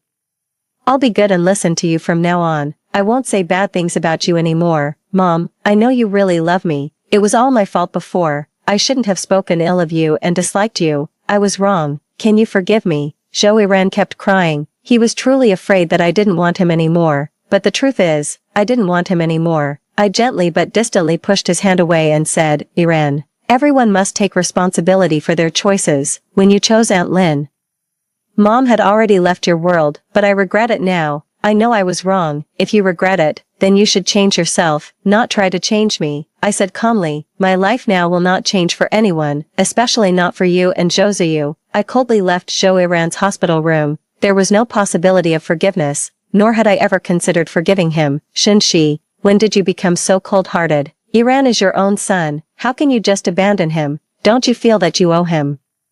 Josuyu stood at the door of the hospital room, angrily confronting me. I paused, responding methodically to Josuyu. "Firstly, according to our divorce agreement, I have been providing child support every month. I have fulfilled my responsibilities as a mother and have not neglected him.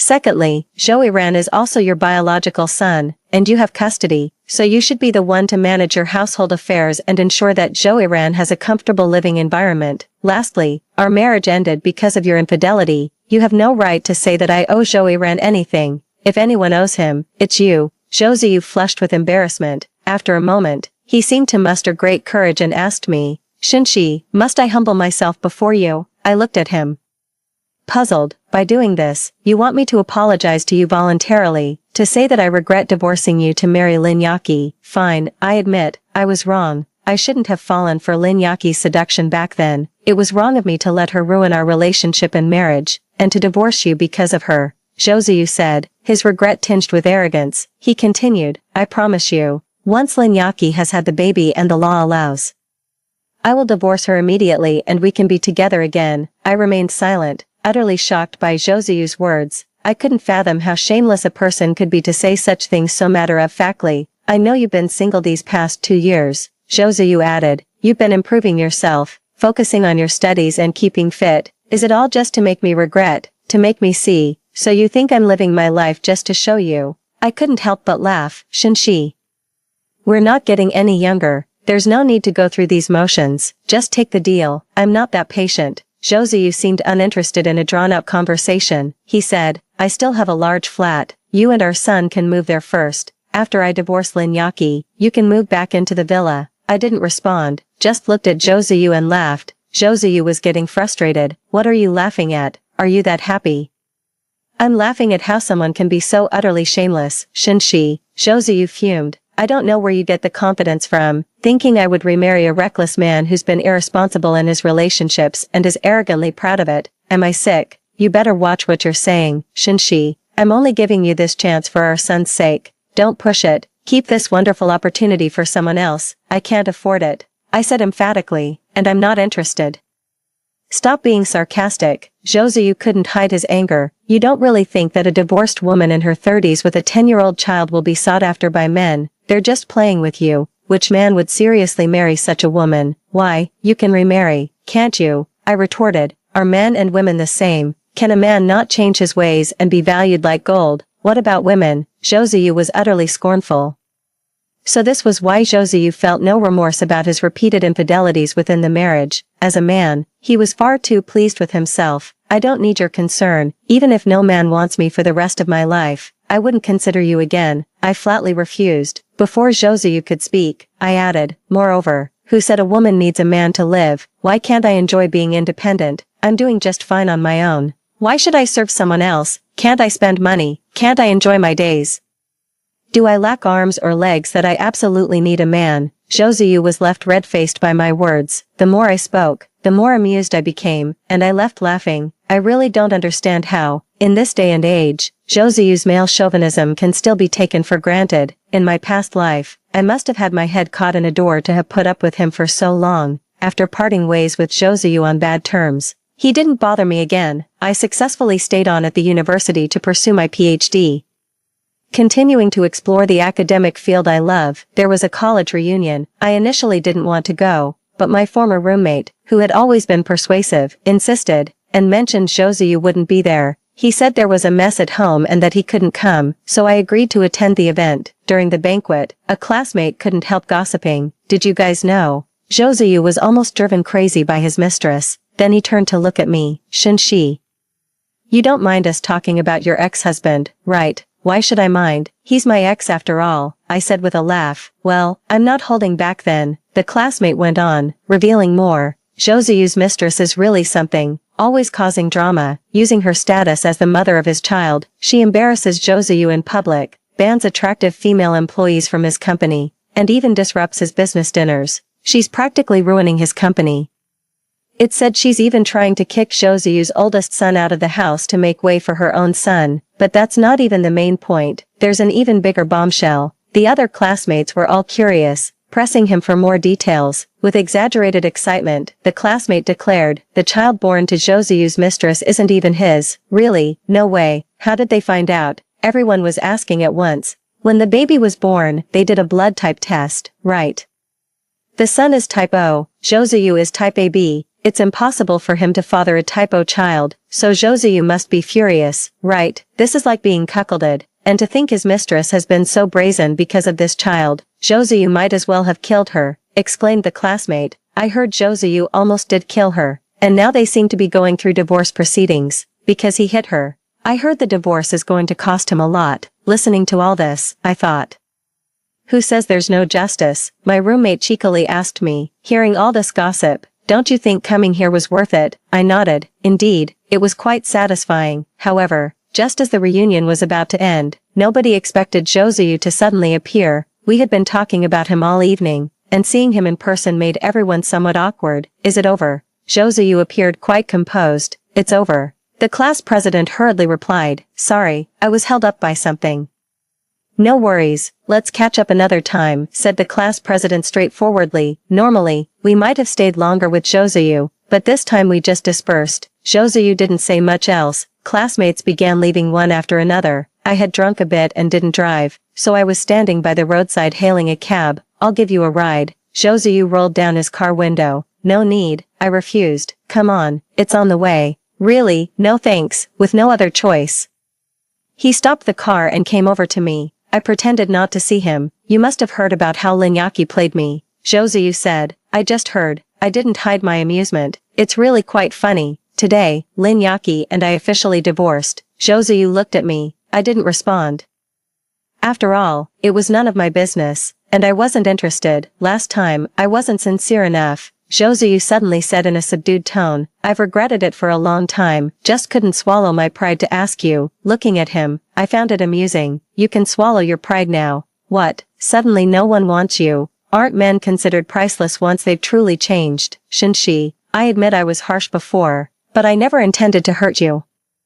I just didn't know how else to get you back, Zhou said helplessly, so I resorted to reverse psychology. Thanks for your reverse psychology. It only succeeded in making you more repulsive to me. Zhou's face flushed red and then turned pale from my words. He said, Shinshi, I'm sorry. I really realize my mistakes now. I swear, I won't do anything to hurt you again. Let's start over. Just you, me, and our son. The three of us.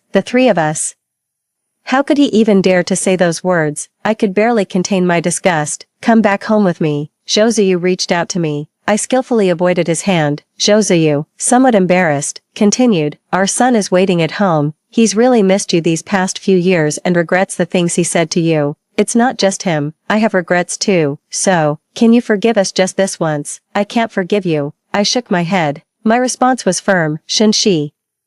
Why should I forgive just because you regret? What about all the suffering I went through? What about the enlightenment I gained over a lifetime? I asked him coldly. A lifetime? Zhou didn't understand. There was no need for me to explain further. I coldly stated, from the moment we divorced, it was truly over between us. You don't need to waste your time coming after me, and don't use our son to try to reconcile. It's useless. Not only is it useless, but you also annoy me because you disrupt my life. Are you worried I won't really change? Zhou asked. It has nothing to do with me. If I were you, I'd have concerns too. Zhou seemed to understand me, saying, I'll show you. How much clearer can I be? I will not get back together with you. Aren't you still single? Zhou assumed my being single meant I was waiting for him to reform. I had no strength left to explain. Zhou was too confident.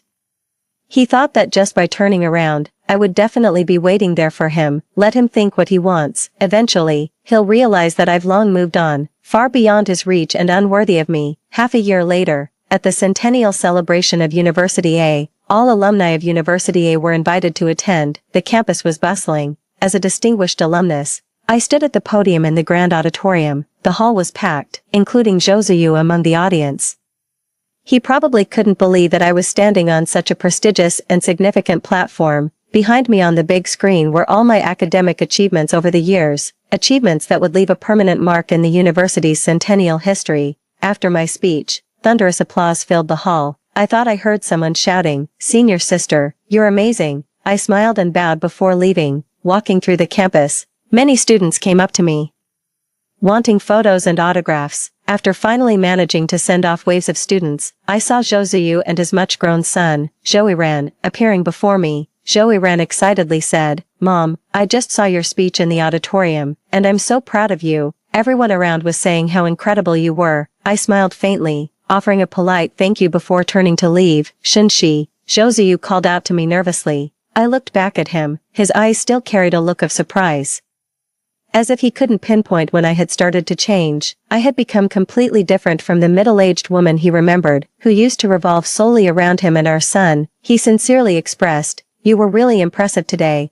I hadn't expected you to achieve so much in the academic field. So, have you finally come to realize? I asked him, with a hint of mockery. Zhou's face showed a trace of embarrassment, but he quickly masked it, saying, It's not because of your achievements that I want to reconcile. I've been wanting to get back together even when I didn't know about them. I know you've always resented me for betraying you, Zhou said anxiously, seemingly realizing that I was drifting further away from him. He said passionately, The truth is, I've always loved you. My thing with Lin Yaqi was just a fleeting attraction and male vanity. I never once thought of divorcing you. Lin Yaqi and I were just play acting.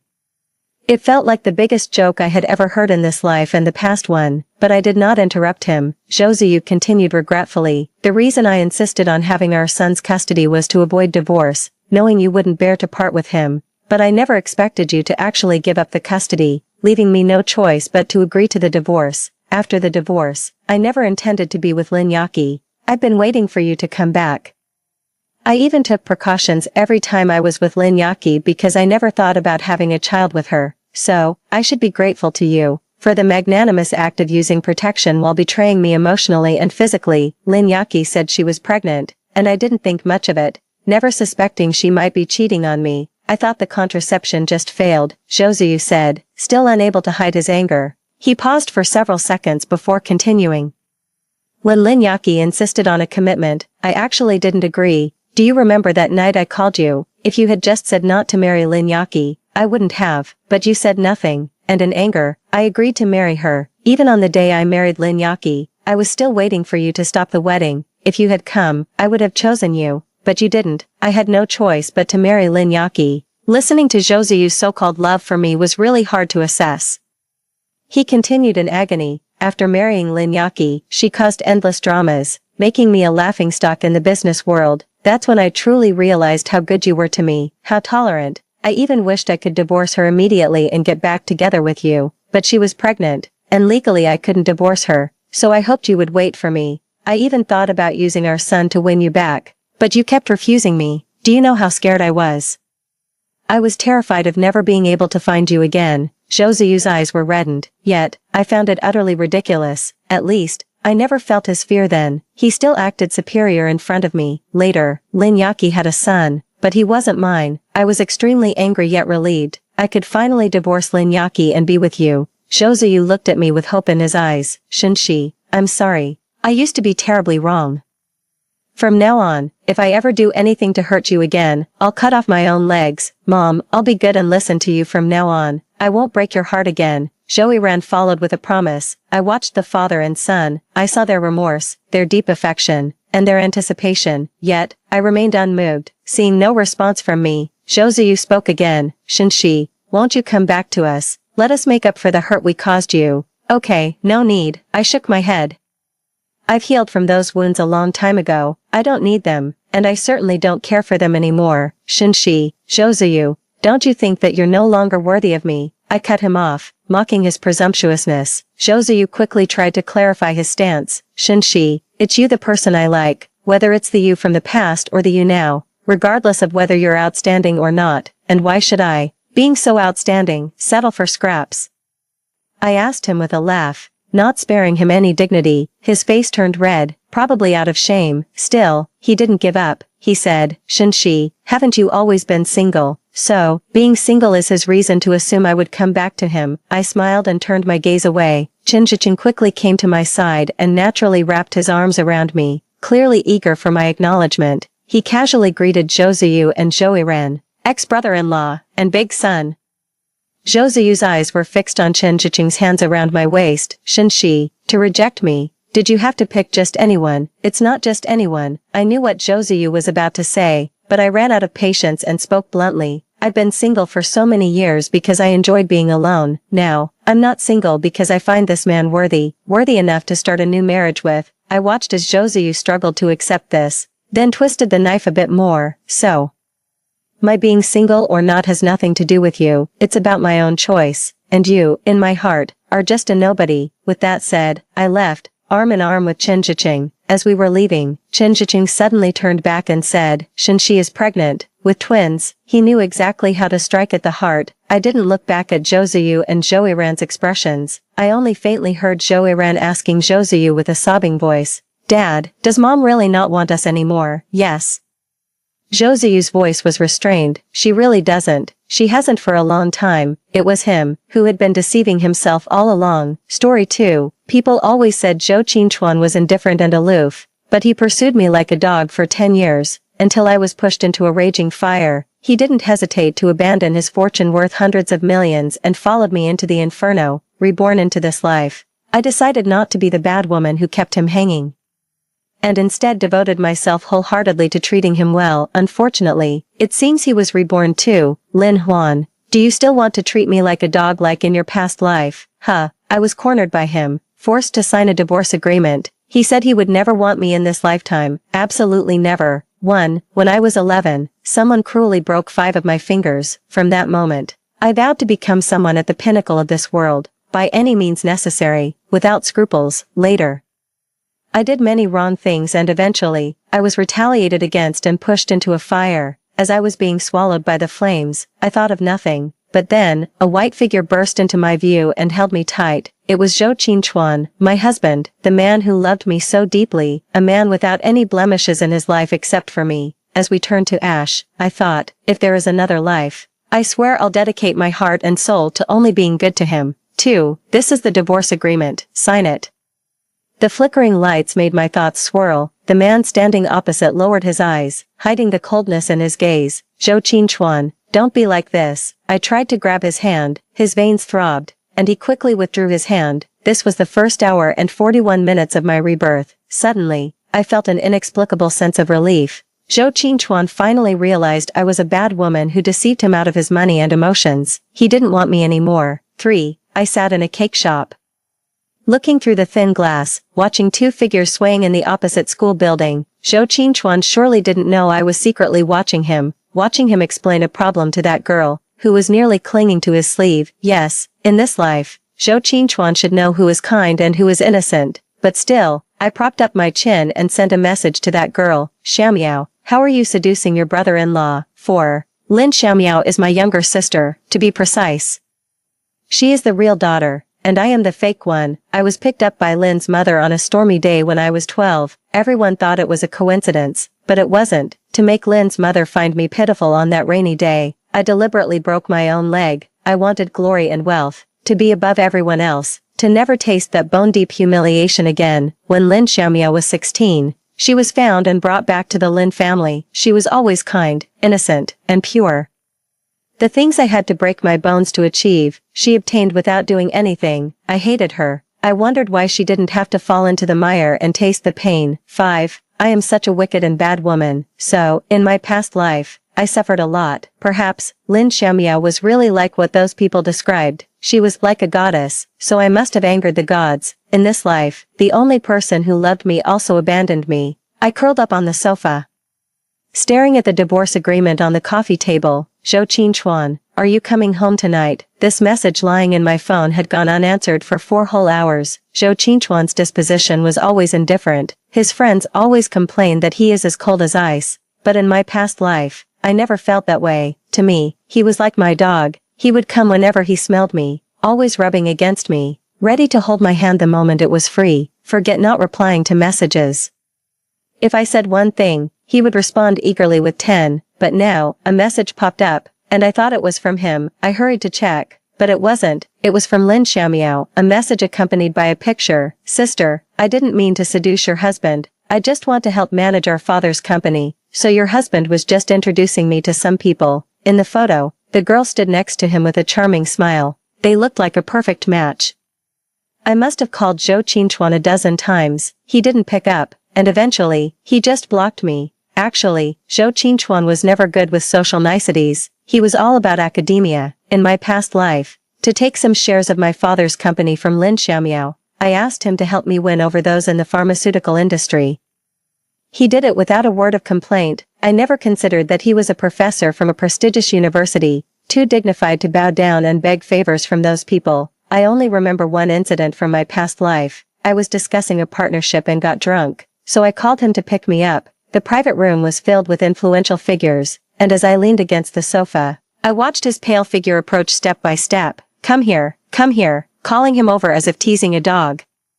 A highly respected medical professor, a man who never lowered his chin in his daily life, being joked about by me in public like that must have felt exhilarating at the time. Everyone thought he would storm out, but what did Zhou Qingchuan do then? He walked up to me step by step, then he naturally squatted down and grasped my ankle. He adjusted my dangling high heel. Looking up, his eyebrows seemed like a gentle mural. It's getting colder tonight, don't catch a cold, Huan.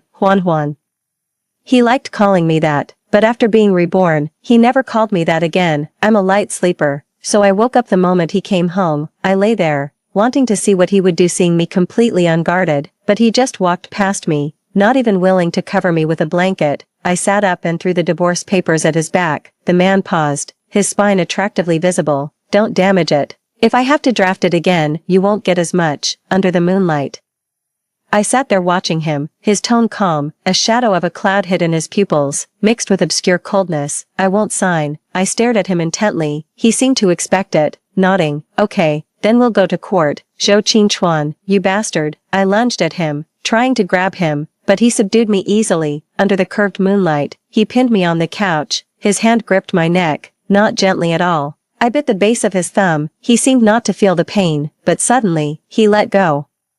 A gentle touch brushed across my cheek. So you can cry too. He left these cold and ambiguous words behind, leaving me alone in the living room. I pressed my eyes shut tightly, as if that would stop the tears from spilling out. Don't leave me behind. I made a vow when I was 10, never to say those words again. I refused to sign the divorce papers. The next day, Zhou Qingchuan withdrew from all collaborations related to me. The Zhou family owns a significant part of the medical industry.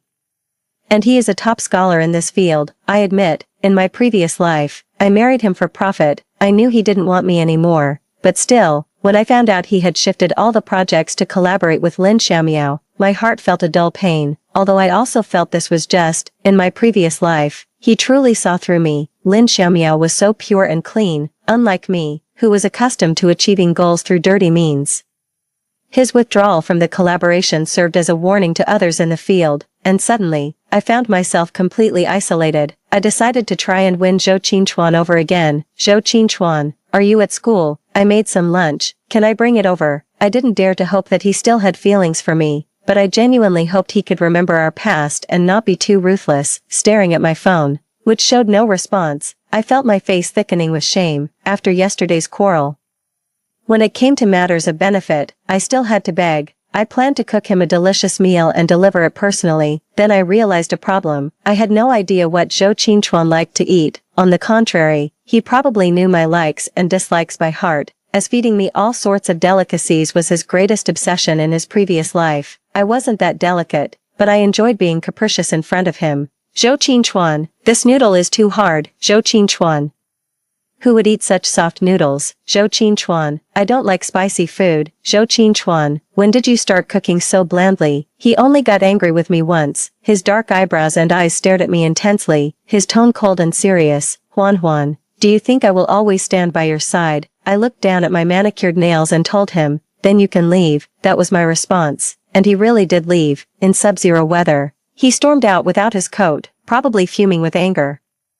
Around evening, I sent him a message. Zhou Qingchuan, I miss you. Within moments, the door was opened. He suddenly pulled me into his arms, the cold air mixing with his warmth, his tall nose pressed against my neck, and I heard him say, yes, I will always stand by your side. You see, training Professor Zhou in my previous life was even simpler than training a dog. The third time I cut my hand until it bled. Staring at the boiling unknown substance in the pot, I snapped back from my memories.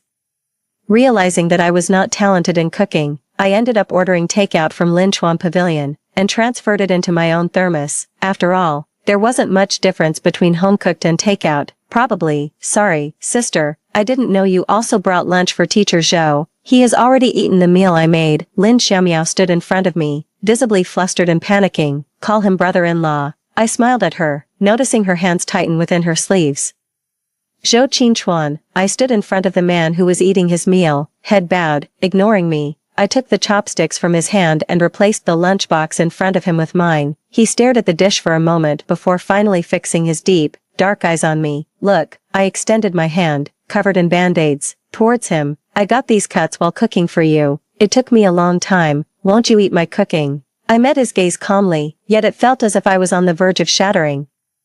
Finally, he sighed. Lin Huan, this dish looks exactly like the ones from Lin Chuange. Did you learn it from them? I pretended not to understand the teasing in his words and decided to just let everything go. Zhou Qingchuan, just tell me if you will eat it or not. It seemed like whenever I got angry, he would soften and coax me. I was used to this, but I had forgotten that this wasn't the same as our past lives. Yet, he still bowed his head and slowly ate the seafood congee in front of him.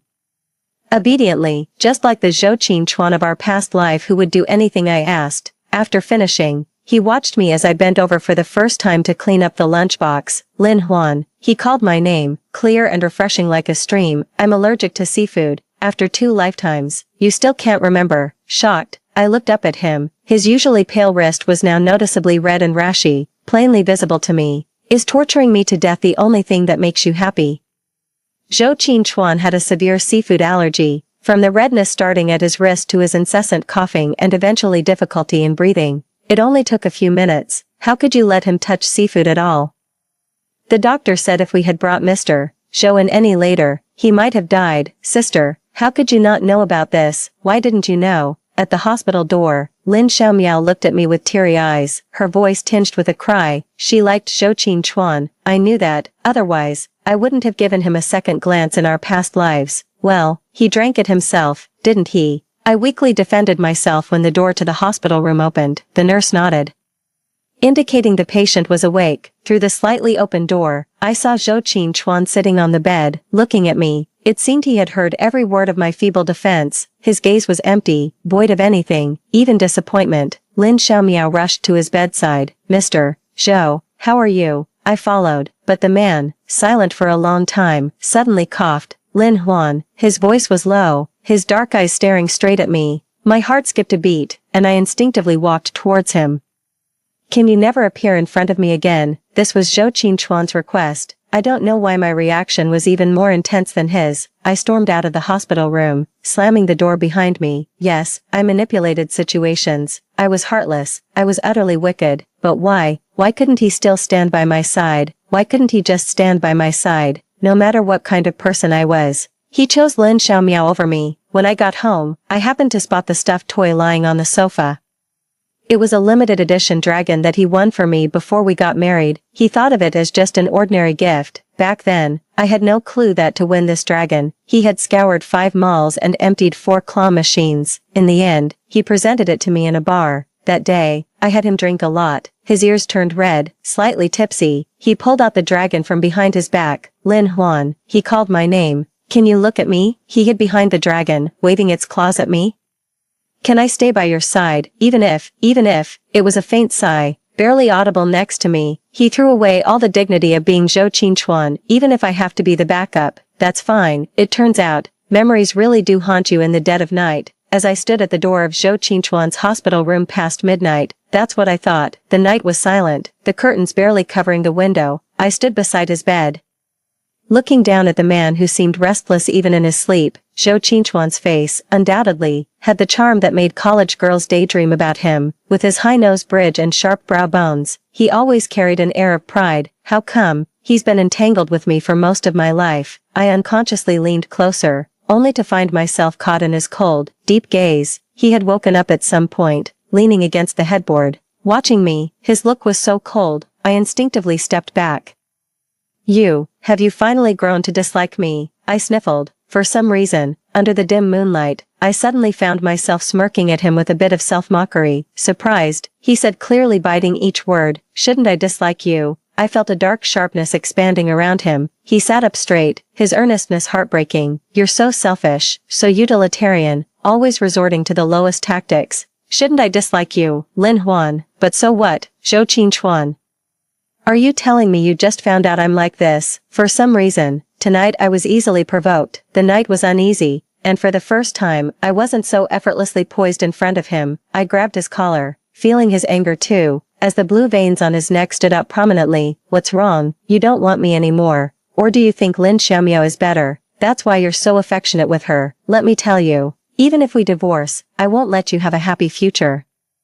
If I can't have it, I'll destroy it. For someone like me, who lives in the mire and can't stand the sight of any bright light, it's impossible for them to reach a so-called happy ending. I bared my teeth at him, but was met with his clear, calm eyes. He leaned back on the bed, a faint smile on his lips as he looked at me. Ah Juan, when did you become so irritable, so easily stirred up? You've lost. I suddenly let go of his collar. Yes, what am I doing? Not only exposing my weaknesses.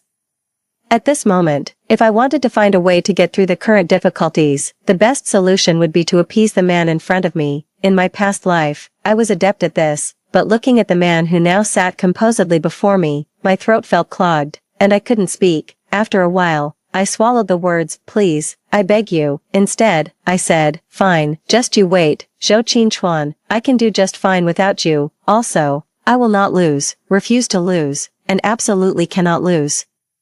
I walked out of the hospital room in high heels, falling out with Zhou Qingchuan meant giving up on him completely. No matter how you look at it, it was an impractical plan. But I no longer wanted to bow down to him. It was you who gave up everything to join me in hell in our past lives. You who always clung to me. You endured my deceit for so long. And I had already decided to treat you well. I had already started to see you as family. Why then? I stared at my reflection in the elevator mirror. Luckily, I walked away so quickly, he couldn't see my eyes, red and swollen with tears. Why, tell me now, you've come to your senses. It felt like being thrown back into the mire. Zhou Qingchuan's departure triggered a series of chain reactions. Everything unfolded just like in our past lives. Lin Xiaomiao gradually won everyone's favor, while I became the universally despised villain. The only difference was that Zhou Qingchuan, who had always been by my side in the past life, was no longer here. Miss Lin really knows how to hold her liquor. The middle-aged, slightly corpulent man approached me, reeking of alcohol. I struggled greatly to suppress the urge to pour my drink over his balding head. This collaboration was crucial. My father had already begun to lose hope in me, showing a clear preference for nurturing Lin Xiaomiao. Over the years, my ambition to climb the ranks had made me too many enemies. And what would become of me, an orphan with no support? I might just be kicked back into the mire I came from. Mr. Wang is joking. I brushed my hair from my forehead, and the man stared at me, almost drooling. But whenever the topic of collaboration came up, he would skillfully change the subject, taking the opportunity to ply me with more alcohol. He was indeed a sly old fox. The discomfort from the alcohol continually assaulted my brain, and I squinted my eyes, drinking another glass amid the cheering crowd. But in a daze, a sharp figure suddenly entered my view. The door of the private room opened. Ah, Professor Zhou, you finally arrived. The disdainful and lecherous old man who had just been ogling me immediately switched to a flattering demeanor. And this was the first time I saw Zhou Qingchuan in 3 months. He still seemed like a pristine white lotus, untouched by the dirt of the world. Mr. Wang, the man casually nodded at the others. I'm here to introduce one of my students to you. With that, I saw Lin Xiaomiao timidly peeking from behind Zhou Qingchuan. Now I understood why Mr. Wang had been so evasive earlier. His pharmaceutical company could double its market value if it could connect with Zhou Qingchuan. And with Lin Xiaomiao here, Zhou Qingchuan paving the way meant I had to hand over my deal to her. Strangely, Lin Xiaomiao seemed uninterested, yet she always managed to precisely snatch away everything related to me. The deal fell through. I feared that if I stayed a few seconds longer, I wouldn't be able to stop myself from throwing my drink, half on Mr. Wang's head, half on Zhou Qingchuan's head. So I pretended to greet them and walked out of the private room. But as I supported myself along the hallway, something felt terribly wrong. My body felt strange, as if something was burning up. My head was heavy, my feet light, my body weak. What had that old man, Pai Yongda, put in my drink? The next second, I was abruptly pulled into a corner nearby. I struggled violently, but my body was too weak to fight back. Hee, Miss Zhou, can you just stay still? Everyone knows you're just a cast-off. You were adopted. There was Zhou Qingchuan. And you squandered that. However, if you're willing to spend the night with me, I might just consider giving you this deal. His greasy voice exploded next to my ear. The drug was extremely potent. My limbs were weak. I desperately tried to make some noise, but the club was high-end with good sound insulation, and there was no one around. I could only watch helplessly as that man lecherously reached under my skirt. But suddenly, footsteps echoed in the hallway. I had never been so certain that they were Zhou Qingchuan's footsteps. It was only at that moment that I realized how familiar I was with him. I desperately tried to make a noise, but the man was pressing down on me, choking me, making it hard to breathe. For the first time, tears fell heavily due to physical discomfort. You motherfucker. I heard him panting threats in my ear. Just as the footsteps started to fade, an untimely noise was made. The footsteps stopped, then turned towards us. I struggled fiercely, silently raging. Zhou Qingchuan, come the fuck over here. I'm about to die. But whether out of rage or desperation, the man pressed his fingers harder around my throat. My heart raced as the footsteps stopped right beside us. Suddenly, a timid, sweet voice called from down the hall. Mr. Zhou, there are a lot of people in the room, and I'm really scared by myself. Can you come and keep me company? Don't go to such a dark place. The footsteps abruptly halted. My heart sank into boundless darkness. The next second, I was abruptly pulled into the dimly lit hallway. The man's screams also abruptly resounded in my ears. Zhou Qingchuan seemed to have learned some fighting skills over the years, but when the man was thrown out, I was also shocked. Then, I fell into a less than enthusiastic embrace. Zhou Qinchuan, he took off his coat and draped it over my disheveled form. The turmoil inside me surged more than ever due to his brief touch, strangely. I resisted letting things continue this way and struggled to get off him, but he held me tightly. My throat was sweet, unable to make a sound. Slowly, more and more people came out of the private room, and I saw Lin Xiaomiao's red, aggrieved eyes. My consciousness then sank into a deep, dark stupor. I was awakened by the cold. The shower continuously sprayed liquid much colder than my body temperature. The man stood by, watching me. His thoughts inscrutable. Give me my clothes. I tried to get up.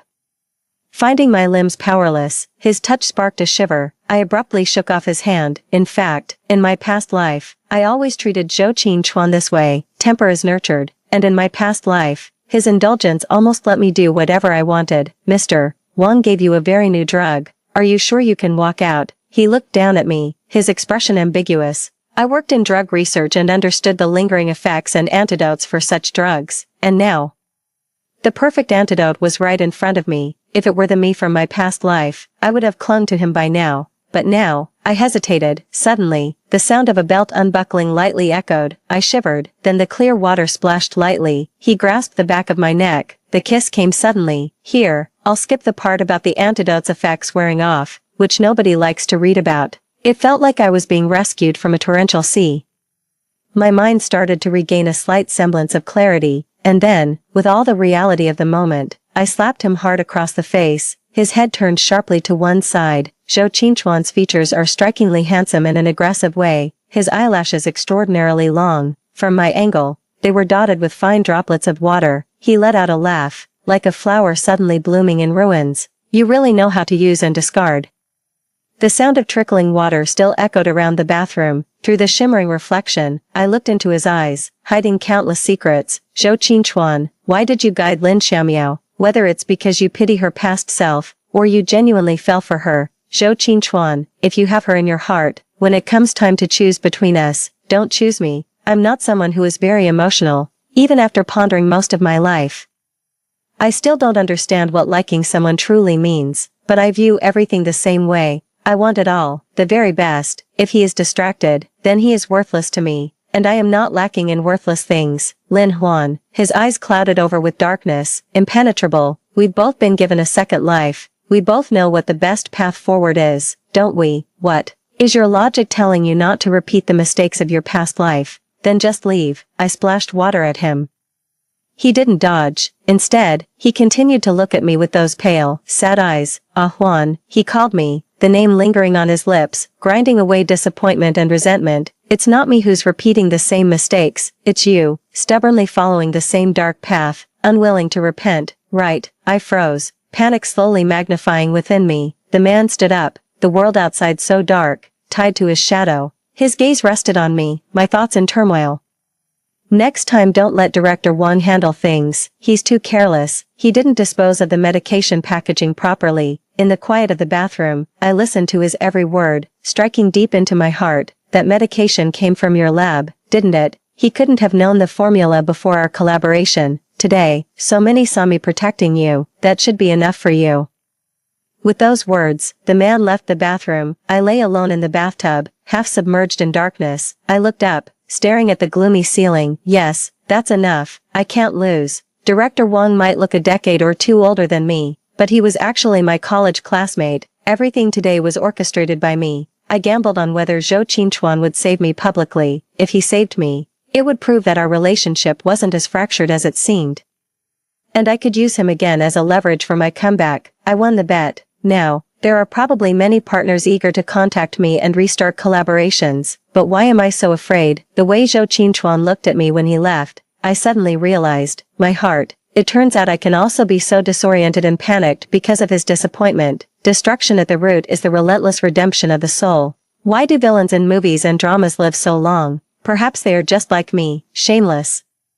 Having abandoned too much, as the year draws to a close, my position has finally been solidified once again. Lin Xiaomiao messed up several collaborations, and eventually, my father, the capitalist, shifted his focus back to me. Things were supposed to progress positively from here, but unfortunately, as I mentioned earlier, I had made too many mistakes and enemies in my past life, so, After 3 consecutive social gatherings, on my way home at midnight, I was abducted by several men in baseball caps and shoved into a white van without feeling any surprise. Who ordered you to kidnap me? I can offer twice the money. No, 3 times. Unequal negotiations always revolve around pleasing the other party, so as I was pushed into the vehicle, my mind was rapidly spinning. Unfortunately, they were unmoved, and suddenly a knife was pressed against my throat. TCH. They weren't after money, but my life. May I ask whom have I offended? Before I could finish my sentence, the knife had already pierced slightly into my skin. I shut up as a voice modified by a voice changer echoed in my ear. Don't worry, I don't want your life. I just need you to do something for me. The blade traced my veins, constantly reminding me that my life was hanging by a thread. Now, call Zhou Qingchuan. Ask him for the key to the YDX2 formula. YDX2, I remember. This anti-cancer drug was about to be launched, spearheaded by Zhou Qingchuan.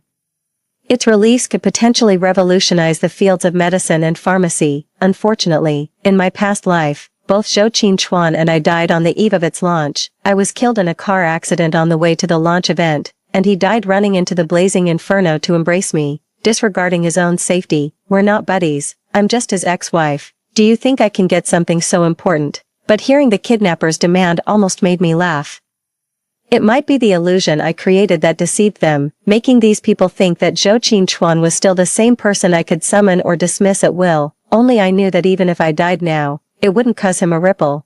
Tell him you've been kidnapped. Tell him you're going to die. The blade finally drew a line of blood along my neck. The man eased up a bit, then pressed the knife tip against my chest. I really had no choice. From his tone, he wasn't lying. If I couldn't get the key, I definitely wouldn't survive the night. But YDX2 was essentially all of Zhou Qingchuan's life's work. Those people wanted the formula probably to launch it before he could. If I actually managed to get it, it would ruin Zhou Qingchuan's life. The brilliant and great future of Professor Zhou, compared to the life of a villain like me. It was clear I should sacrifice myself, but unfortunately, as I said, I'm a selfish person. Give me the phone. I can only say I'll try my best. The man seemed pleased with my compliance. Before the call connected, I prepared myself. First, I needed to use a perfectly pitched crying tone, then add a tremble to my voice. Say to him, Zhou Qingchuan, I'm about to die. Please save me. Because he always fell for my act of submission. This way, the chances of success might not be 70 or 60%, but definitely 30 or 40. But the moment the call connected, my mind went blank. Hello. Hearing his softly responding voice reminded me that it had been 4 months since we last spoke. I thought for a long time. Lin Huan, shouldn't you be the most selfish person? Lin Huan, don't you care about your own life? Lin Huan, you already owe Zhou Qingchuan so much. What's a little more? But in the end, as I looked up at the moon outside the window, tonight's moonlight was just too beautiful. I said, Zhou Qingchuan, happy birthday. I said, you're such a fool. Lucky that today happens to be your birthday. Don't fall for me in your next life, dummy. I lunged towards the tip of the knife, wondering what the greatest failure in life is. A miserly, selfish ghost. One day, I gave everything generously. It's so shameful. I've thought about being a good person. If I were born into an ordinary family, with a father and a mother, if I hadn't been kicked and pushed around by everyone from childhood. It's not that I don't want to be a good person. It's just that if I've lived until now, I couldn't possibly be a good person. But the definition of a good person varies from person to person. I bankrupted a company, sparing its owner the pain of experiencing its future failure. Am I not a good person? I'm too good. Actually, however, I think Zhou Qingchuan is a good person in the conventional sense. After all, he's lived an upright life, never doing a single despicable thing. So, when he got close to me, all I could think about was destroy him. Destroy him. I couldn't destroy him. He's incorruptible, a world apart from me. I remember one night, after we became an item, he rose from me. I suddenly hooked my arms around his neck, our faces so close, his breath on my face, his intense gaze burning into me. Would you love me, even if I were a bad woman? I asked him, almost playfully. His Adam's apple bobbed gently. Then he stared at me, his sincere black eyes fixed on me. He said, I would. His fingertips touched the most sensitive part of my spine, biting my shoulder, softly enduring. When have you ever not been a bad woman? So I had already ruined him. There was no denying it. The world changes. I don't believe in 100% true feelings in this world. The only thing I'm sure of is his love for me. he managed to do something so difficult. So, if one day my broken life could have a glorious end, then I would reluctantly allow him to give it a grand finale. I stared at the ceiling. Moving up and down, is this heaven? Impossible, not because heaven looks too much like a ship's hold, but because of the person sleeping next to me. How could Zhou Qingchuan and I possibly end up in the same place after death? You're awake. The person next to me glanced at me lightly, then pulled the slightly slipped blanket back over my shoulders. Where are we? On the high seas. We're probably approaching Copenhagen soon. That's quite a drift. Why didn't I die? You want to die that badly? I turned to look at him, his eyes dark, his complexion not so good, and his gaze a bit fierce. I raised my hand, stroking his stubble. So you came to save me after all. What's the cost? Zhou Qingchuan, give up the identity of a medical scholar, hand over YDX2, never to involve in this field again, nor step half into the country's territory. Right, I turned my head, the ship's rail framing the surging waves. The ones who orchestrated my kidnapping were led by my father. I should have known, my rights are too heavy. He needed to pave the way for his own daughter. In the end, I'm still just a stray dog that anyone can kick around. The sea breeze carried a faint, moist scent. I leaned next to him, tightening the blanket around me. Zhou Qingchuan, don't you have even the slightest grievance? He stared at me. Ah Huan. There are many things that I just do if I feel like doing them. I've tried taking a different path in life, but it wasn't what I wanted. In this world, everything is rigidly defined, everything in black and white. But for you, I can break all the rules. In the dimly lit cabin, he gently touched my hand. If it means following a path to the end with you, then I'm ready to spend another lifetime by your side. I'm so infatuated with you. Especially when you gave up your life for me. I really hate myself. My life is already a mess. What does it matter if I let go of my pride for you? He asked me what I was smiling about. I just think, this world is hellishly fair. I looked up. I have nothing left, but I still have you. You have everything, yet you're stuck with me. I quietly said to myself, Zhou Qingchuan, let's not meet in the next life. I rubbed the tips of his fingers, then our fingers intertwined. This lifetime, let me protect you. Letter to Lin Huan. Yesterday, Mrs.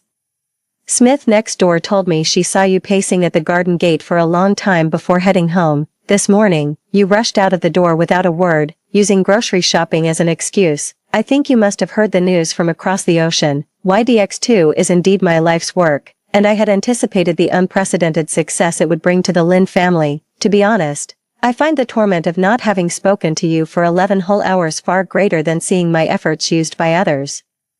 I know we feel differently about matters of the heart. You can't understand my love for you, a feeling that for me transcends conventional meaning and even life and death. Therefore, you don't need to worry about hurting me. After all, your mere attention is a gift enough for me. You hid in your room last night and cried. I heard it. I felt contempt mixed with pity and annoyance, yet also a thrill in my heart. It shows that you care about me, and this slight concern makes me tremble with excitement. Almost desperate to hold you and kiss you, I constantly suppress these pathological, frantic thoughts, an assault of my mind upon you, my sin. So, you don't need to blame yourself, you don't need to. Just keep doing what you want to do, whether it's being flamboyant or humble, as long as it's what you want. By the way, to answer a question you always ask, why did I fall in love with you? I've said it many times before, that day, when your father brought you to the door.